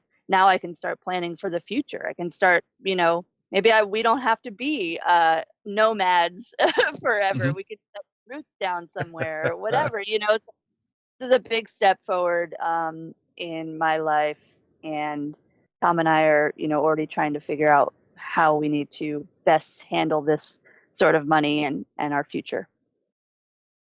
Very cool. It's definitely got to be something that's, it's I feel like a blessing and a curse in a sense of it's incredible that it's happening, but at the same time now it's like, okay, there's now a lot more things that have to go into this to make sure it's all going to the right place in a sense. So in the chat, Nick, definitely a huge blessing in the chat. And I hope there's no offense taken here, but someone's like, Tom was like, hell yeah, 30,000 baby. He's so happy. So it is. I mean, I was like that too. I mean, at the end of the $30,000 in one weekend. It's like, that's unheard of in our sport and life in general. So it's a complete game changer. $15,000 a round. That's not too bad of a weekend of disc golf. I mean, golly. That's insane. I just go back to, and I do this almost every time Missy's on here. The memory I have of meeting you was on a ferry ride to Nantucket, and I had no idea who you were or Tom was. And just generally, hey, who are you? What are you doing? We're going over to play disc golf. And I'm so, I don't know, one day, actually the day has come when you win a super big tournament. I'm like, I know that person and I met them on a ferry ride before they were big. So. Hey. And now you're hosting them on a podcast, Matt. Pretty cool how the world goes around. We love it. No, I'm nobody. You, Matt, for actually speaking up and saying hi to a stranger, I feel like I'm not that kind of person. I'm very inward and introverted. So it was cool. I remember finding out, I think I was doing interviews when I wasn't even on camera. I was asking you questions to try to find out a little bit about you. And I think I remember you talking about just generally being athletic. You did sports in high school or college. And I was like, all right, this girl's athletic. Let's see what she can do. I remember seeing you throw and was really impressed. So it's really cool to see where you're at this point. Let me ask this question as we get close to the end of wrapping up. How does a season like this, because we were talking about it last week, people can go listen to that interview if they'd like to, what this season was building up to be, and we had one last one and you just took it down. But so that's a really good season for you at this point. How does a season like this push you even harder? Like, does it drive you? Are you feeling bigger expectations? You're going to work harder, or is it the same? You're just even keel. I've been doing things right. I'm going to keep doing it that way. Yeah, I actually kind of made a joke to Tom. I was like, all right, off season's coming. We can't get too fat, too chubby, you know, we gotta not too chubby. Just joking. But you know, it's true. It's hard to go into the off season on such a high note sometimes, because I just wanna keep going now. But at some point in the season I was like, okay, I need a week off. Like, there were times where I was feeling a little sore, my shoulder was kind of, acting up on me, and but for some reason it's like I got the second wind at the perfect time. And it's kind of like a weird feeling, but I mean, am very ready for the off season, and there's a lot of things that get put on the back burner throughout the year that you just can't really handle until you're settled somewhere and have some time to figure things out. So we've got a lot to work through with getting our car kind of fixed up and ready for the next year, and tires have to be changed and all of that, and now bigger life decisions, how we're going to invest our money and figure out how to capitalize on this. Luckily we're much more mature adults than maybe some people that would come into this kind of money, so we're trying to the next best steps forward and figure out what we want to do. You could throw parties at every single tour stop next year and invite all your friends with this money. No. I know Missy's supplying the beer. Come on. She, for our listeners driving around their car, she waved her finger back and forth, said no. So I'm just really excited for you. I'm so happy to know that this win, came to you after all this hard work. Not that others weren't trying hard, but it's just been coming. You watch it the whole season, and I have another show that I talk disc golf on as well. And we talked about you a lot this year, and it was kind of like, all right, is she consistently going to perform? And I'm talking about you to your face right now, but then we just kept seeing it and seeing it. So you have to believe it's all the hard work you were putting in. Obviously some natural talent in there as well, but hard work paid off. It's a true success story that we're excited to watch. Having you on the show, super exciting. Thank you for always responding to my texts and whatnot. Yes. And then randomly from a phone number that said, oh, this is Tom's phone number, and we get it all figured out. Okay. So Nick, do you have anything to close out, or Missy, do you have anything that you'd like to give as a last shout out? Because unless you reach out to us, we might not have you on again until next year. We'll see. I don't know. Mm-hmm. Yeah, I mean, thank you guys for having me on a few times this year. That always means it was a good thing. A huge reason to talk.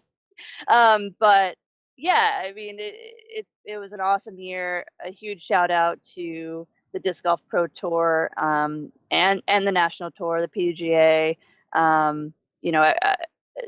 Record-setting numbers like what I have now on my PDGA earnings wouldn't be able to be possible without all of the people that put in the hard work to secure sponsors, to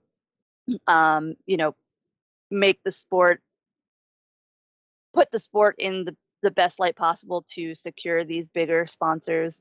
And yeah, it takes an army, and there's an army of those guys out there.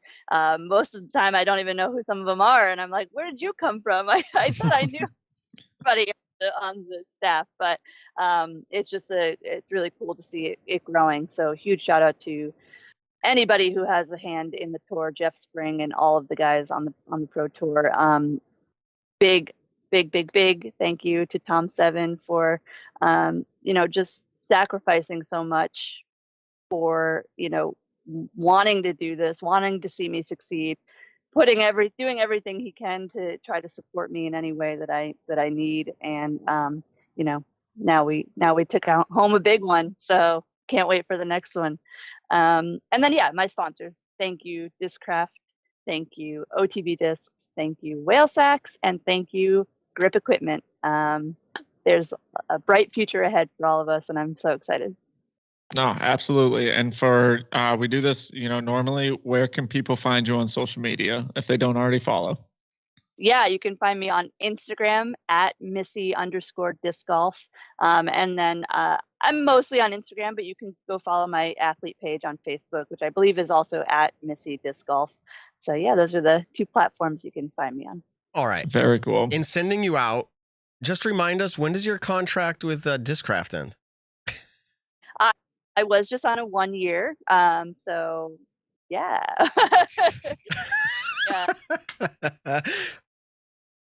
Season and what to come. Is it very cool? Convenient? I love this part of the year. Yeah, go ahead. Is it convenient that our microphone was just kind of cutting out? She was saying some words. We think she was saying, "Yes, I am," and we don't know where she's going. So I know I am very happy with this craft, and Okay. I think that we will surely find a nice common ground for next. awesome. Week. Yeah, I wanted absolutely. some more drama They're to talk cool about. over there. Yeah. We just got to have Missy. She doesn't need the money now, but we should have paid her on the side to give us drama on what's going out there. We could, anyways.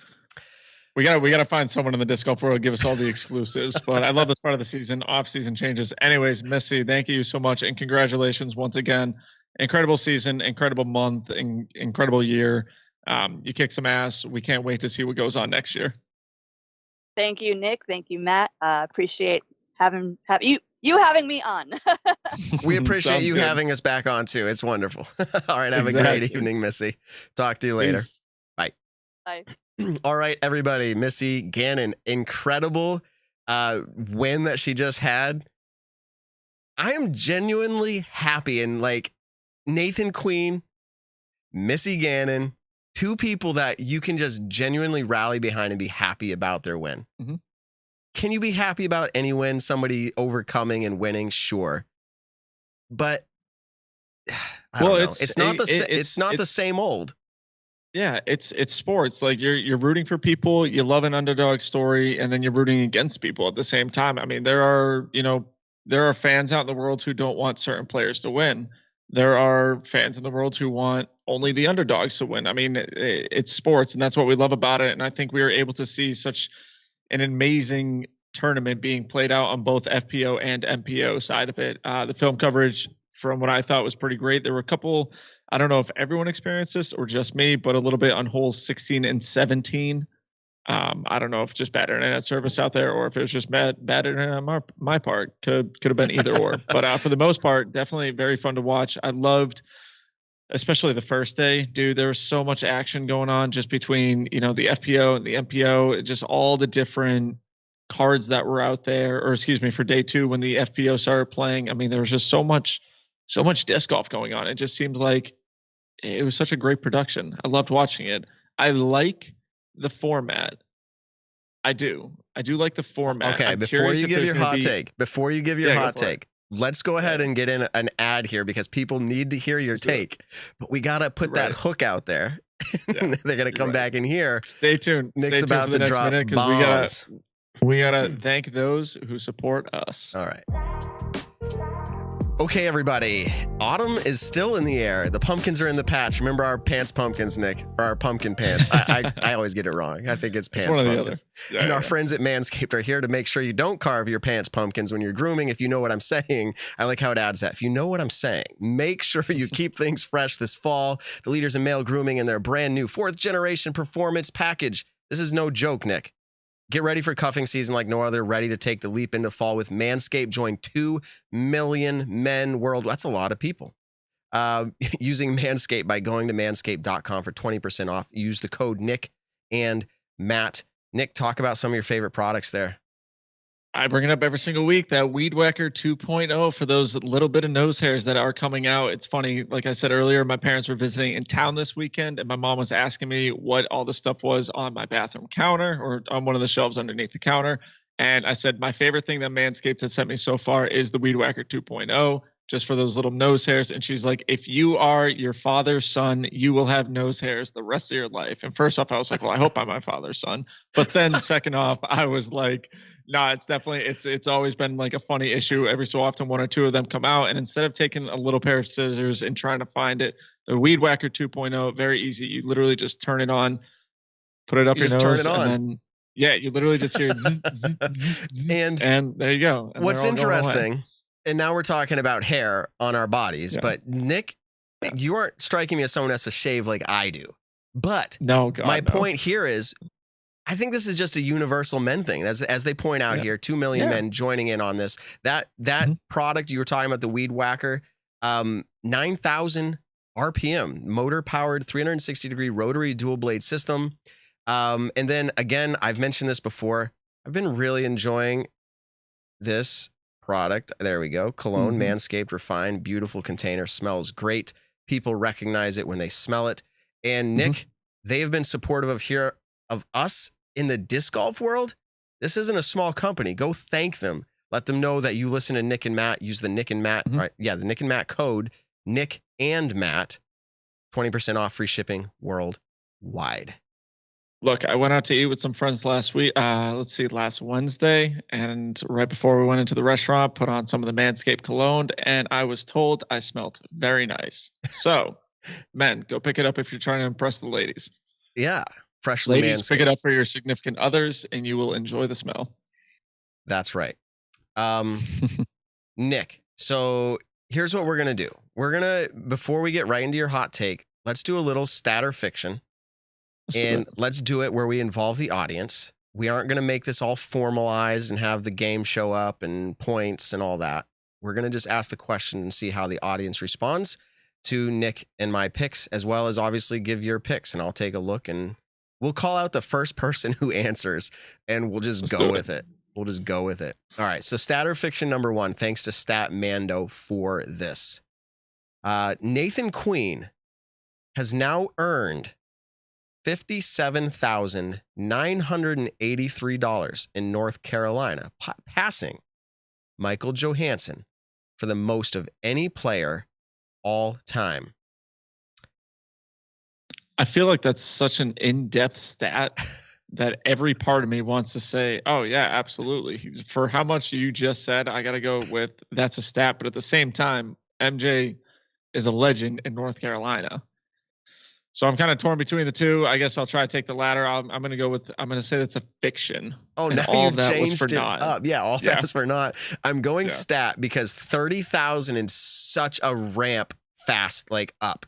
Where I know, right? How long would that have taken Michael Johansson at regular tournaments paying out 1,000 or less? Like you'd have to win a lot. I'm going to go, that's the most. Let's see. The first one that came in that I see, stat. All right, let's go and check it out. Fiction. Nick, all of that was not for naught. Let's go. Let's see here.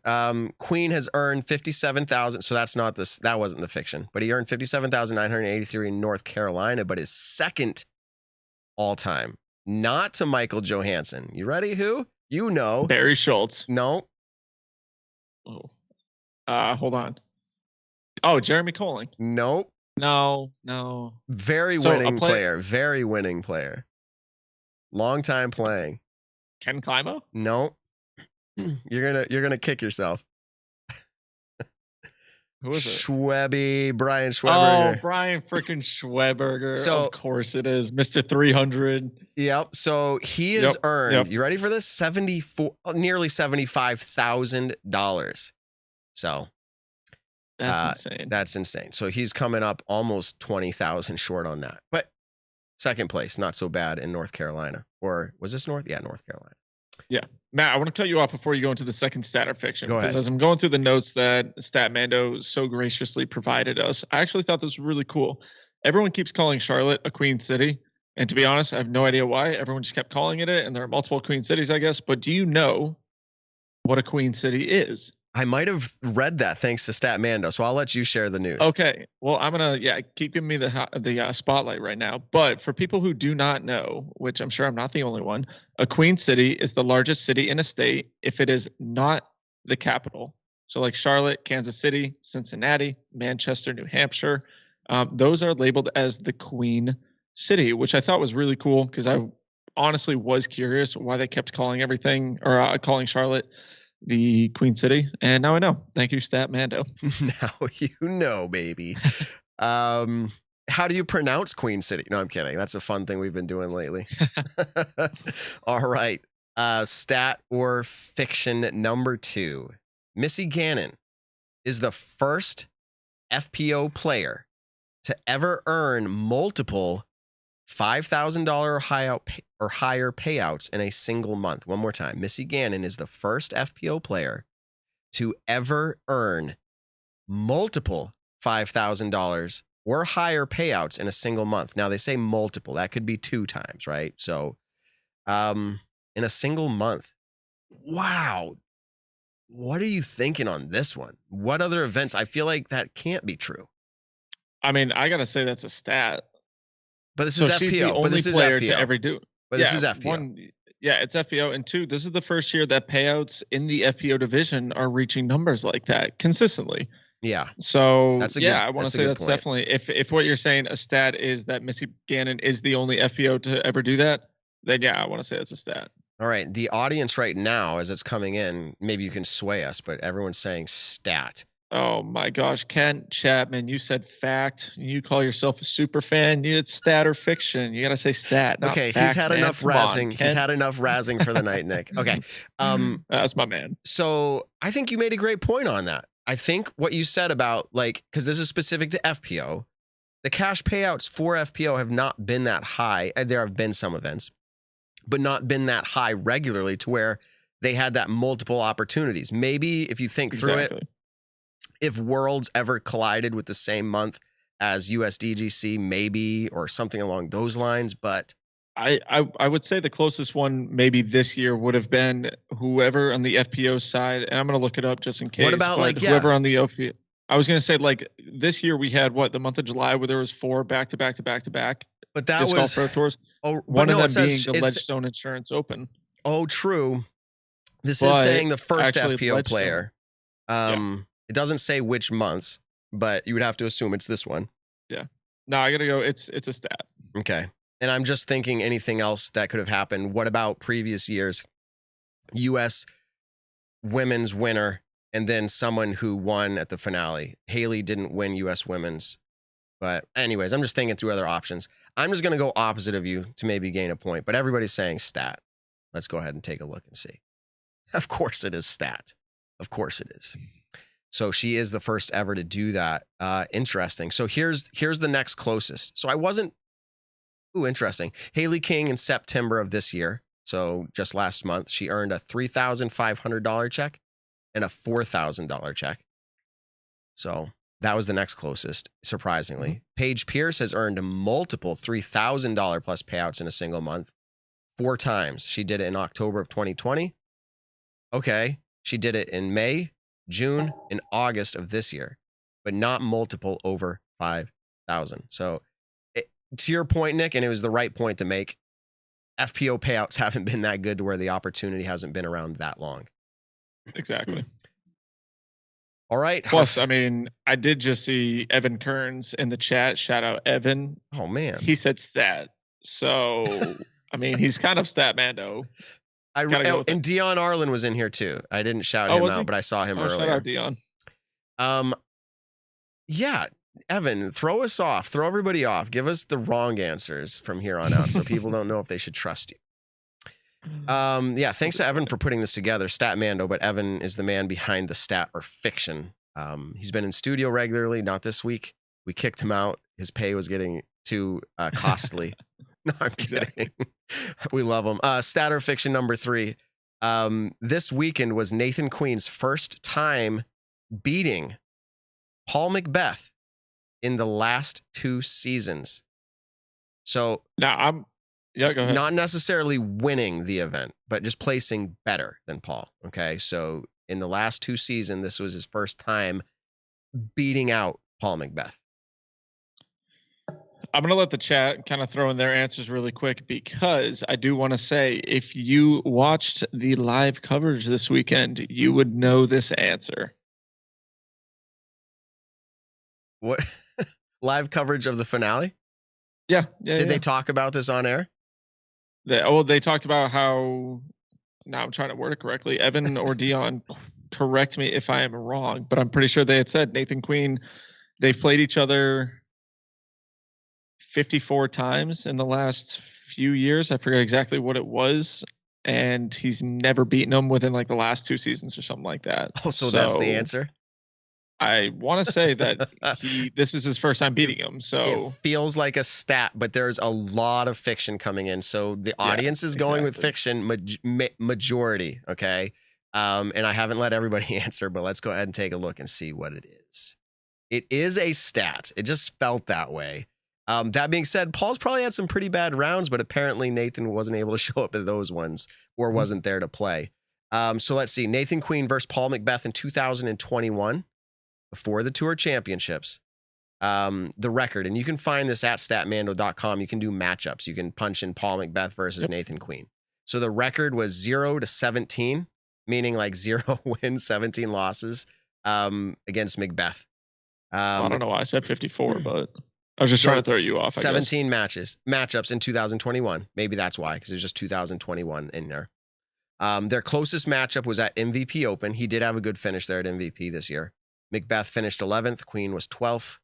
Only 1 stroke separation there. So, yeah, incredible performance out of Nathan Queen. Thank you again to Statmando for that. We'll bring back the official game with music intro and points and stats and all that sometime, but that was fun, informal way to do it. Nick, so we made it to your hot take, but what do you got? We have, but I got something really quick. One of the awesome things, we're going to shout these guys out all night, especially because Evan's not in studio and we need to somehow get him back. But one of the awesome things about the Statmando website is you can look up the players and their records like Matt was just talking about. So I decided to go on there. I wanted to see, have I ever beaten Nathan Queen at an event dating from 1990 to 2021? Fiction. And I have one better placement over him. All right. And I'm trying to figure out. You've done it. Yeah, exactly. I'm trying to figure out which one that was. Which one was it? It just tells you that you did it.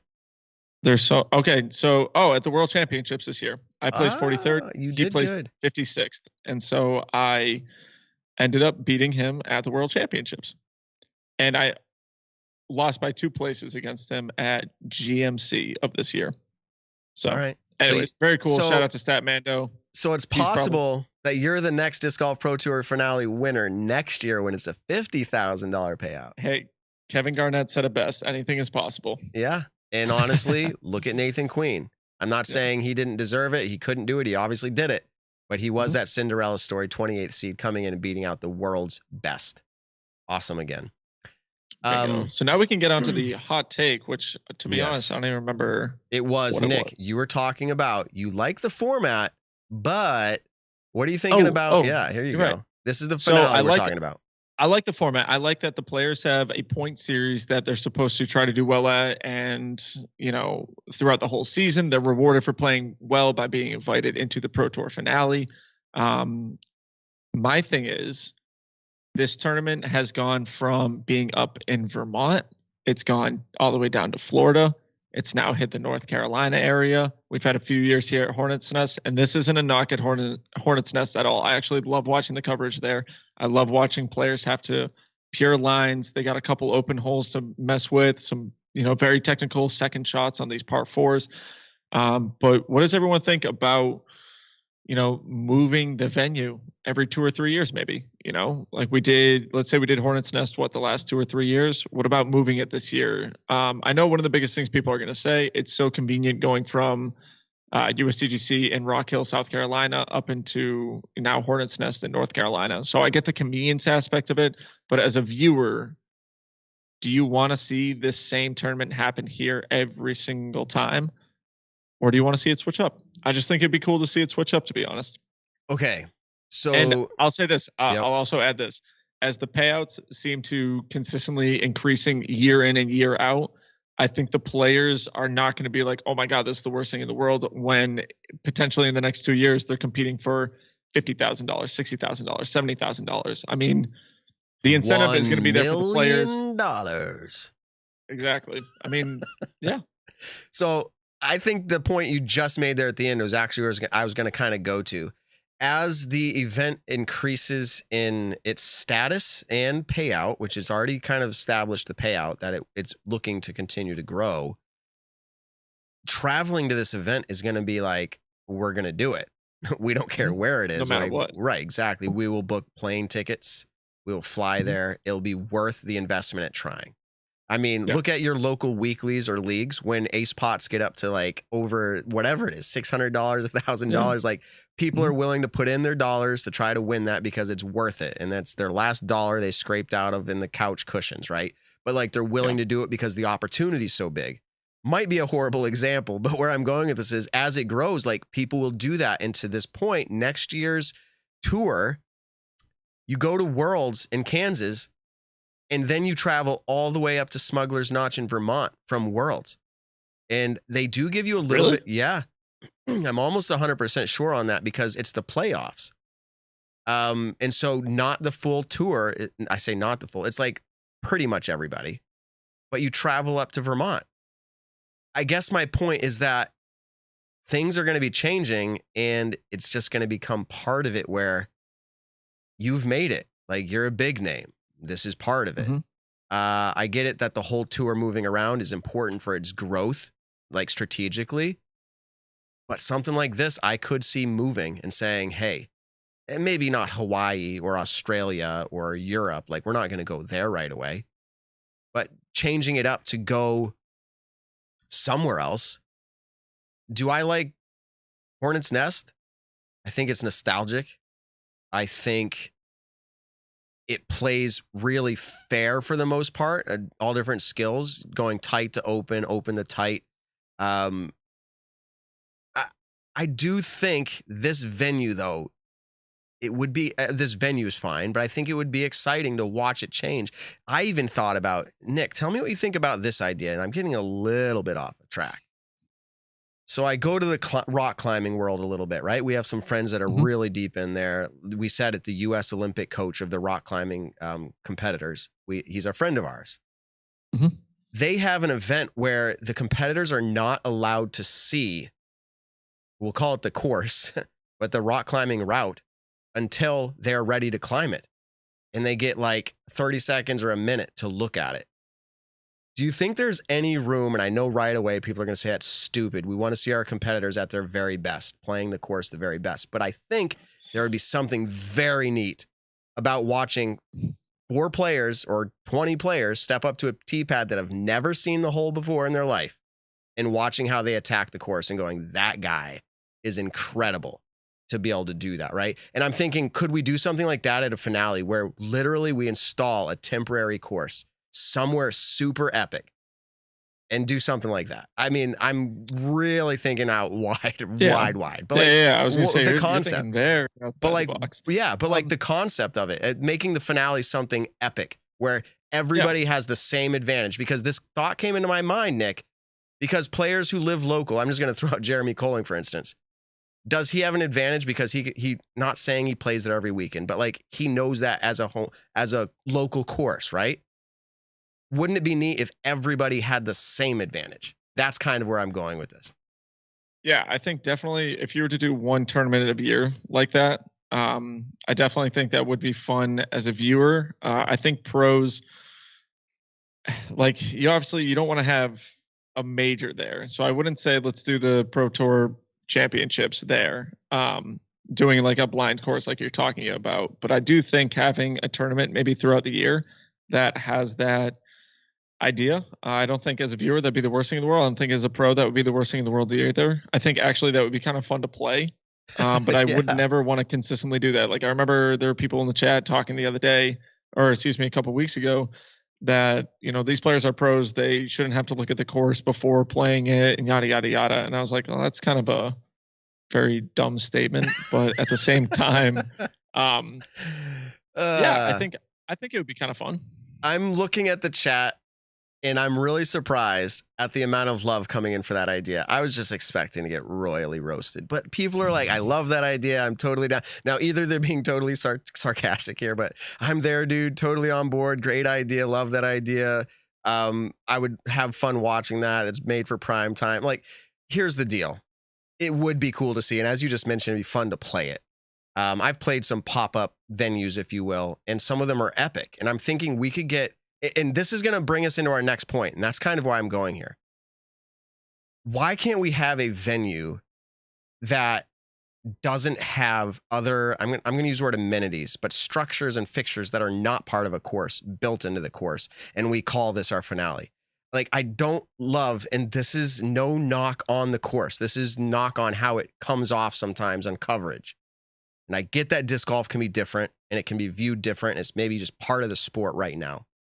But like seeing things like chain link fences running down through the woods, the side of a fairway, like going that, like, what is that delineation for? Or roads, right? And you see it at a lot of events where the cars drive by, like literally during somebody's putt for $10,000, you see a car drive by or like rev their engine. Things like that, or just other random structures, generators or whatever it is. I'm talking about making our finale, the Disc Golf Pro Tour finale or Worlds or anything, like on a venue without that stuff. And I was just thinking of it because I saw it down there at Hornets Nest. Not horrible, but it is there. And I thought, man, we could make this for ESPN look so much better. And there's a lot to like about Hornets Nest. I love the water hole. I love the way a lot of it looks. But I'm saying there would be something really cool about the idea of playing a temporary setup on an amazing venue that nobody's seen, no advantages. There they go. It'd be neat. Yeah. I'm not saying always do it. Yeah, I definitely think that disc golf needs to move more into courses that are more professional looking. Seeing cars drive by while people are putting is definitely not professional. I only look at this as like, if I'm expecting a golf tournament, I'm looking at things that I see in disc golf that I don't see in golf. So yeah, I think we need to kind of slowly start migrating out of the public park aspect, but that also takes into, okay, now you got to have these people with private land. They got to put in potentially their own money. Did you look at the video? Did you look at Eagles Crossing video at any point? So I was just about to bring up Eagles Crossing. I did get to watch a little bit of Simon's. I heard that dude is putting in a massive amount of money into creating what seems to be an absolutely spectacular place. I think that's something that I can't wait for disc golf to slowly get into. These are the courses that we see every single week, rather than, I'm just bringing up Tennessee because it was when, I noticed it at the national tour out in Tennessee. You notice a couple players putting on one of the elevated baskets, the first or the second round, and all you see is just cars drive by, people walking down the sidewalks who aren't inspecting the event. And it just doesn't look as professional when you're watching it. Like I like looking at courses that, I brag to my friends about, like, let's say a Fox Run has, one hole where there's potentially a car or two that might drive by, but for the most part, it's a very pretty course to watch. I mean, shoot, when we were out at Utah, there was, construction going on at the Mulligan's golf course. And so all you see around the whole golf course is just a massive, I think it was going to be an Amazon warehouse. So it's just construction throughout the whole thing. And it doesn't look as appealing, when I show people that versus when I show them a different disc golf course, like for potentially Eagles Crossing. Yeah. So people are talking all different points on it in the chat right now.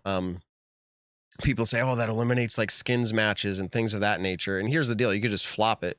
You'd be like, hey, we're going to do the skin matches after, like if it needs to be blind before. But something like Eagles Crossing could be super epic. It is.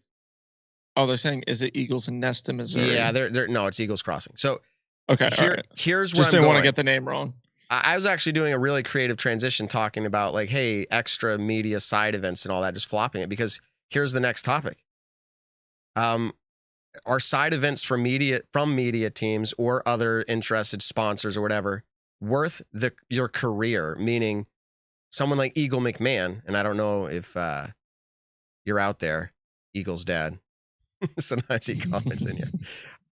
But Pat, let me know what you think. Like, I think this was a freak accident. So let me say that first of all. If you haven't heard, Eagle McMahon injured his arm. He doesn't even think significantly, but it was enough to withdraw the day before. But he injured it during a filming for Jomez. He doesn't blame Jomez. He said it was a freak accident. Okay. He did some form of a reverse 360. So normally if you're going to throw a 360, you're going to rotate in a clockwise motion. For him, he was throwing a reverse 360, which is rotating in counterclockwise and doing almost like a side arm throw, but like a putt throw sidearm thing. And his shoulder popped out. It just brings up the topic. what are these other professional sports players doing right during the season? And I don't follow a lot of athletes that closely to know, do they get in casual this or that?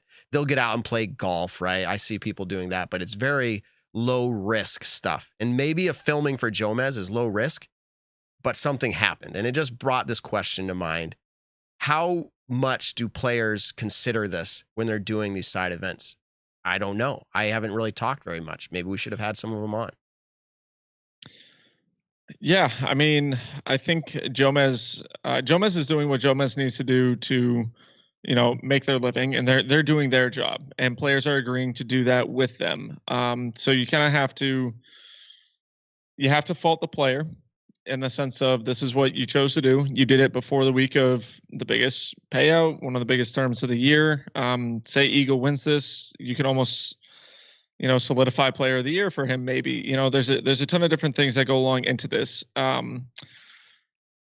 It's tough because I think, in a sense, both parties are to blame. I don't think I don't think anybody's to blame. Literally, it's a freak accident. I only used it as a topic starter for like the conversation. Yeah. Should athletes in their sport be concerned with side stuff? Like, at what point? Like, let's just say we have Paul McBeth has $1 million contract. Do you think there's anything written into Paul McBeth's contract? Inside scoop, Nick. Is there anything written into Paul McBeth's contract that says like you can't skateboard or you can't like arm wrestle or like, you know what I mean? I'm just saying, like, are there things written into his contract? So now let's jump back to what was it, 2017 GMC? We were up in Vermont and we decided to go over to the fun zone for a little bit, and Paul and I were racing to see who could do better on this Ultimate Ninja Warrior setup like that, and just competitive, having fun. I probably did it super bad, but I think at one point that's, he already had rough back from 2016, probably wasn't fully healed in 2017. And I could be totally wrong. Paul can yell at me later if I'm totally getting this wrong. But I know that one of the reasons why his back was hurting is because of a slight fall that happened when we were messing around. And so professional athletes who are doing this for their living 100% need to be careful on how much strain they're putting on their body, whether it's stuff in disc golf. I mean, we're coming to the end of a season. It's been a long season, a grueling one. Players are worn out. So you got to be very mindful of what your body can actually take. And so, look, this happened in September to Paul back in 2017. It happened in October to Eagle. Players are dealing with stuff throughout the whole year, and players are finally able to take time off and be able to afford a living. And, I think one of the biggest things is, look at Simon, was going through really bad elbow issues and was able to actually take time off, rehab his elbow, put in the work to try to get his elbow to, play well again. And he ended up coming out to a few events, not as many as he probably would have liked to, but he was able to rehab it correctly. So as long as Eagle has the mindset of like, okay, I really do need to take time off and make sure everything is good afterwards, then great. But yeah, I think players definitely do have to be mindful of side events that they are doing. Yeah, and that was the main point. It was a segue using this illustration with Eagle, but I don't think it was anything outrageous. I think you should be filming and trying to help make better media. So good on. I'm actually loving the fact that Jomez takes this initiative to do really cool videography. Very neat stuff. Mm-hmm. Sounds like they had a very expensive camera there trying to capture some good stuff. So be looking out for them. I love Jomez and what they do over there. So yeah, good, and honestly, good to hear that Eagle said like he doesn't think he doesn't even think it's really an injury per se. He thinks maybe it's sore from what had happened, but it's going to be fine. So he's going to work with Seth Muncie. Awesome. And so here's some of our wrap up topics, which means we have another 30 or 40 minutes. No, so our wrap up talk is 30-second time warning called by an official on Gannon Burr in round 2. And then in round 3, or the semifinals, it was called by Drew Gibson on Gannon Burr. Some people were calling Gannon Burr the Nico 2.0 or whatever it was. And some people said that Drew Gibson calling it was gamesmanship. I actually think if you mean gamesmanship as in trying to be, I don't know the right word, shiesty, like I'm going to try to game this to where I'm going to get in his head, I do not think Drew did that at all. I think he knew if I try to enforce the rules here, it might make Gannon's life a little bit harder in the game. And that's true, but that's following the rules. That's what rules do for everybody. I do think gamesmanship in that sense, but not as intentionally trying to screw with the kid. But what do you think, Nick, on the 30-second call? It's been talked about all year, and then it happens twice in the finale. Is that because ESPN's going to be watching, or what? I mean, like, what's going on? It's hard for me to, like, I think 30 seconds is beyond plenty of time to figure out your shot, execute your shot, and walk away from a shot. Like, I almost think 30 seconds is sometimes too long. Like, there are times, I bring this back to Disc Golf Pro Tour, put up a couple times this year when Paul had missed a putt at Jonesboro, and then I think the same thing happened at Tennessee. He misses a putt, it rolls down. So he takes his first putt. Let's say it takes him like 12 seconds to take that putt. It hits the basket, it rolls down the hill. He takes his second putt, still within that first 30 seconds. Like, I think it was at Jonesboro, like 28 seconds. Paul went and did, 2 putts and ended up making the second one. And so, kind of a big deal in that sense. But I mean, 30 seconds is a lot of time. And you can actually notice it in one of the skins matches, Calvin Heimberg and someone else, I forget who it was, but they actually put up a timer on Nico. And it was razzing. It was fun. It's a skins match. They're all, talking trash to each other. But if you get called on it once, it's definitely going to affect you no matter who you are. It's going to, especially if you're someone that takes a while, like Gannon, like Nico, like Philo, players who are known for taking more time than others. It might not be malicious in the way that anyone calls you out on it. And there are people that might call you out on it maliciously. I'm not saying everyone's a perfect gem in the disc golf world, but if you're going up, like say, Matt, you're taking a while, it's definitely going to affect you when I call you on it. It's the same thing if I call you on a football. You're going to be mindful of that every single time you throw your next shots. So for Gannon, I think the commentators were saying that every single time he got called on a time violation, he bogeyed the next hole. I don't know if that's true. But at the same time, you got to be mindful. Look, it's a rule. It's a legitimate rule set up in the sport. I've actually started not like legitimately setting up timers because there's very, very few people who I play with that actually take that long. But in my head, I do sometimes count people's just to see, because dude, 30 seconds is a lot. Like, it's a lot of time to line up a 30-footer. It's a lot of time to take. Like shot clocks. I thought of this the other day, and this is an outrageous take. It'd be a funny commercial or a parody video, but like shot clocks on the back of your bags. So when you set your bag down, I don't know, an official or somebody has a remote to say, okay, now it's ready to go, free of distraction. Boom, the timer starts. You get the shot clock pressure. Possibly, no, that's a joke. But yeah, I think it's important to follow the rules. People here that are saying, would Drew Gibson have called out Nico Locastro? Now, this is more than Statmando, maybe. Not that Statmando couldn't figure this out, but this one would be significant. When was the last time that Drew Gibson played on a card with Nico Locastro, number one? And number two, when it's on a feature round that's being filmed so we can verify whether or not this happened. But people saying that Drew wouldn't have or would have, show me the example. And maybe you have it. Show me the example where he played with him.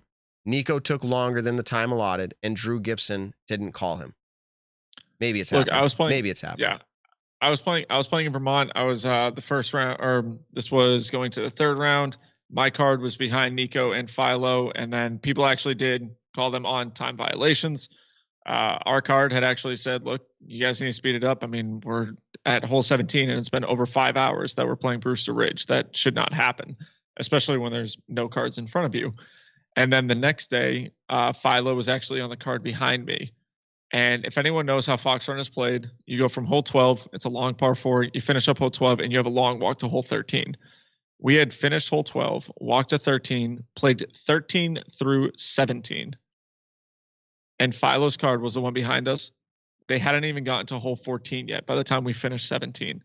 So there was a very long wait in between our card and their card. We were playing pretty well, speeding through, and their card was that far behind us.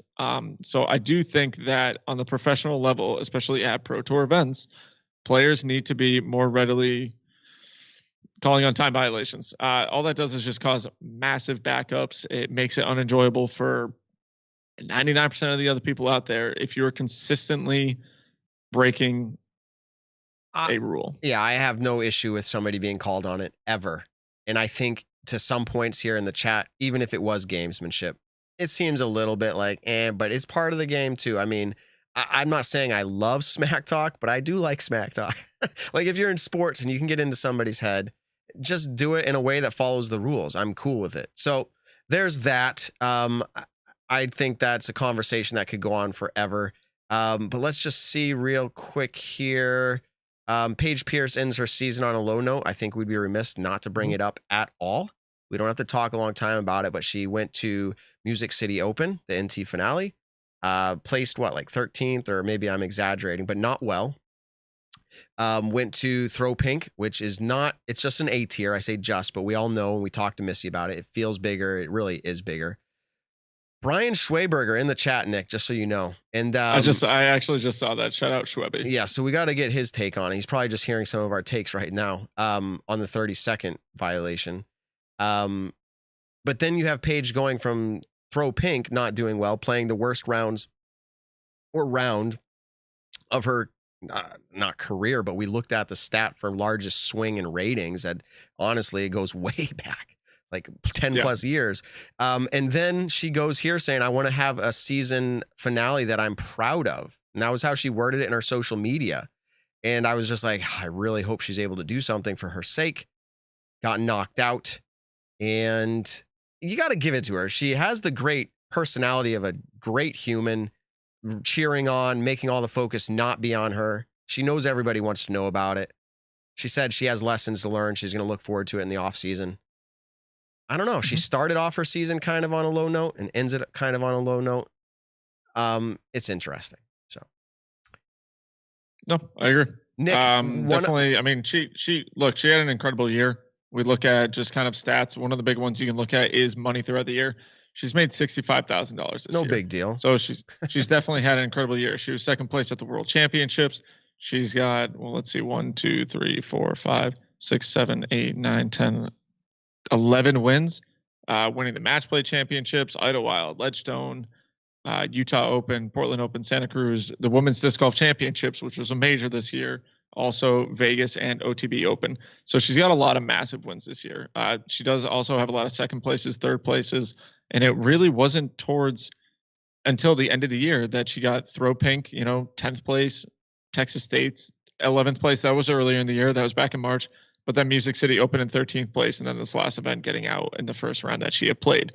So she's had a very good year.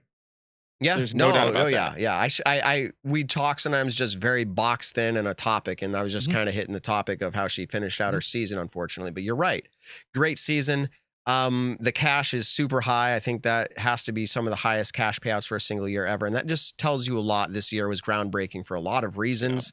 It's awesome. Yeah, and we jumped a little bit, but just closing out the Gannon birthing, the time violation, this is good for an athlete. Remember when Chris Dickerson last year, after winning the USDGC, do you remember what all the talk, or there was a lot of talk about, was his jump putts? People were calling him out. Oh, man, so many violations, wouldn't have won with those jump putts, taken back, or foot faults called. Nobody's calling Chris Dickerson on it.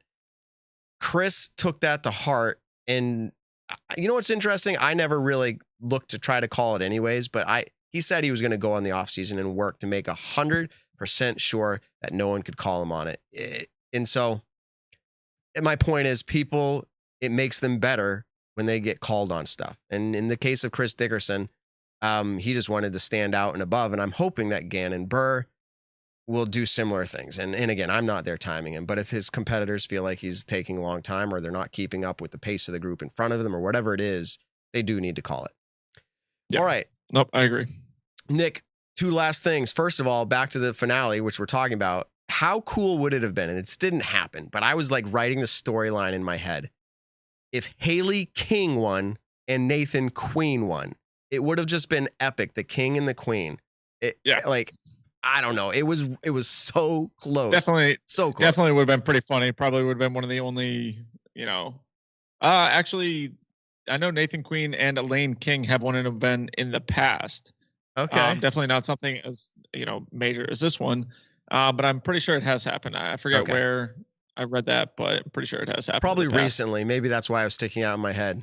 Would have been very cool to see Haley King win it and Nathan Queen. It was an opportunity. Wasted. All right, so I think we already talked about Haley King and her performance in the final round. We did. Let's go to this, the last topic. We're pushing a lot of topics to next week because we need stuff in the off season. Yeah, I know, right? Tour cards. Does anybody know this? You didn't really quite know it, and that's no diss on you, but the top 75 MPO players on the Pro Tour and the top 25 FPO players on the Pro Tour received tour card invites. And I say tour card invites because my understanding is they have to purchase this. And I don't remember what the price would be, but they have to purchase the tour card. And maybe the tour card is like purchasing the season. I'm not quite sure. We need more information on that, but it's starting. And it's not. We'll leave that as a cliffhanger for next week. Yeah, and I don't think it's true. It is. Tour cards are not going to fully restrict, in my opinion. This is like an intro season where it's kind of like you get first dibs on it. But honestly, 75 MPO is not filling up a field. So it's kind of just like first dibs, a status thing. I think it's a good move.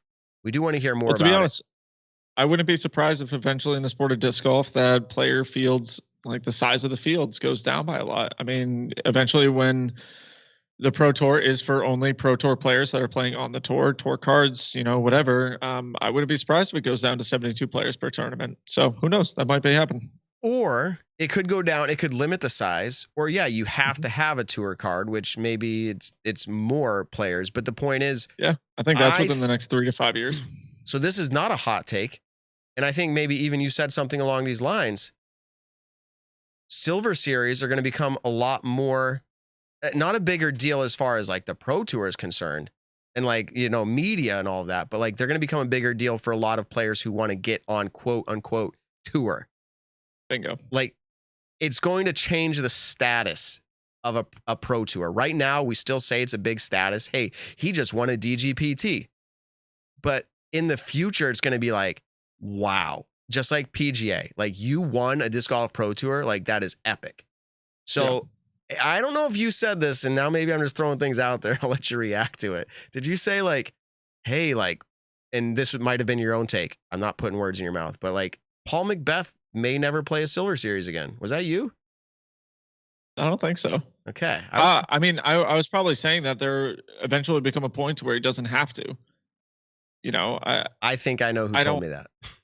Yeah, I don't know. I don't think Silver Series should count too much into your Pro Tour points because I think the Pro Tour finale should be catered towards the top pros in the sport, who are going out and consistently playing well at every single disc golf Pro Tour event. I think the the Silver Series will eventually become its own thing, like you were just saying, for the players to get out onto the road and lower caliber players to get a name for themselves, make a name for themselves, get out and try to win these Silver Series events to get, potentially even in the long future, invites to play at Elite Series events. I mean, I have ideas with how I think the tour is going to go, but that would take me about an hour to really talk about everything. Yeah, and we got to hold on. Like I said, we gotta stretch out the off season. We're gonna bring some good topics. We're gonna go back to whether or not Nick likes sweatpants on the disc golf course. Okay. Oh God, I forgot that was going to be one of our. Not tonight. I forgot that was going to be one of our hot takes. But, not tonight. We're gonna push this, that. I hate sweatpants and I hate earbuds. We've got more. Bring us your takes. And we are going to. Some people were sending us that episode we talked about where we made picks for this year. We said who's going to win. We said yes or no, Calvin. Yes or no, Nico. We went through it like that. We still got to find it. We had one of our listeners, Todd, send us something. It was a conversation about players' performances for the year, but there's one where we consolidated it and just said yes or no to wins. We got to find that. I'm going to try to do that by next week so we can listen to that snippet and react to our takes on how the year went. It'll be a good time. Nick, I think we've got to the end. Anything we missed that you want to talk about? Or are we there? I just got to say one last thing. Yeah. To people who are saying our title spoils every single week who wins the tournament, there are no spoilers in live sports. I'm sorry that it was spoiled for you, but I'm not at the same time. Our show consistently for the last almost year now has been based on trying to get the winner from the previous big event. Hold on. Wait a second. How did our title spoil this? Hold on a second. It says Nathan Queen tells us how he did it. Yeah. How he did it. We don't exactly how he did it. Like, what are we talking about? Did he hit like a 80-footer, 90-footer on hole 18? Like, what are you talking about? How did he buy a new RV? Yeah, like that's all. Tell us how he did it. I left it as vague as I could because I knew there'd be people complaining. And I was like, you know what? I'm going to take them into consideration. I'm not going to say how he won. I'm going to say how he did it. So, yeah. I don't know. But anyways, sorry, definitely not sorry. No, like I don't want to come off as like arrogant and mean to those people. I'm sorry it was spoiled for you. Actually, seriously, like if I was trying not to be spoiled by something, I'd be bothered too. But it's not our fault. It's like you went on YouTube and you listened to Nathan Queen interview. Like you didn't have to do that. I'm sorry. Yeah, like I said, for the last 10 months now, we've consistently tried to get on the winners of the previous event. So anyways, Matt, you got anything left? No, I'm having a good time, but we are a little late. We're over the 2-hour mark. People like that. All right, go ahead and close us out. Anyways, sorry, I was just reading one more chat that got sent at Nick. Sorry, we're going to push it a little further. Yeah, anywho. Hey, everybody, thank you for tuning in tonight. We had an incredible show, Nathan Queen and Missy Gannon. Go ahead and check us out on all the post-podcast platforms. I think Apple Podcasts, Google Podcasts, everything like that. Thank you for tuning in live tonight. Don't forget to like, subscribe, and comment. Leave us some reviews, whatever. Subscribe to the Foundation Podcast YouTube channel. Thank you to Foundation for allowing us to be a part of that. Tell someone you love them this week. We'll catch you in the next one. That's true, Nick. I'm just laughing because there's some funny stuff going down in the chats. I know. Join us live, everybody. Nick, you're awesome. Peace out. The Nick and Matt Show, a disc golf podcast designed for you, the disc golfer. Find the Nick and Matt Show on your favorite podcast platforms or stream us live exclusively on the Foundation Podcast's YouTube channel.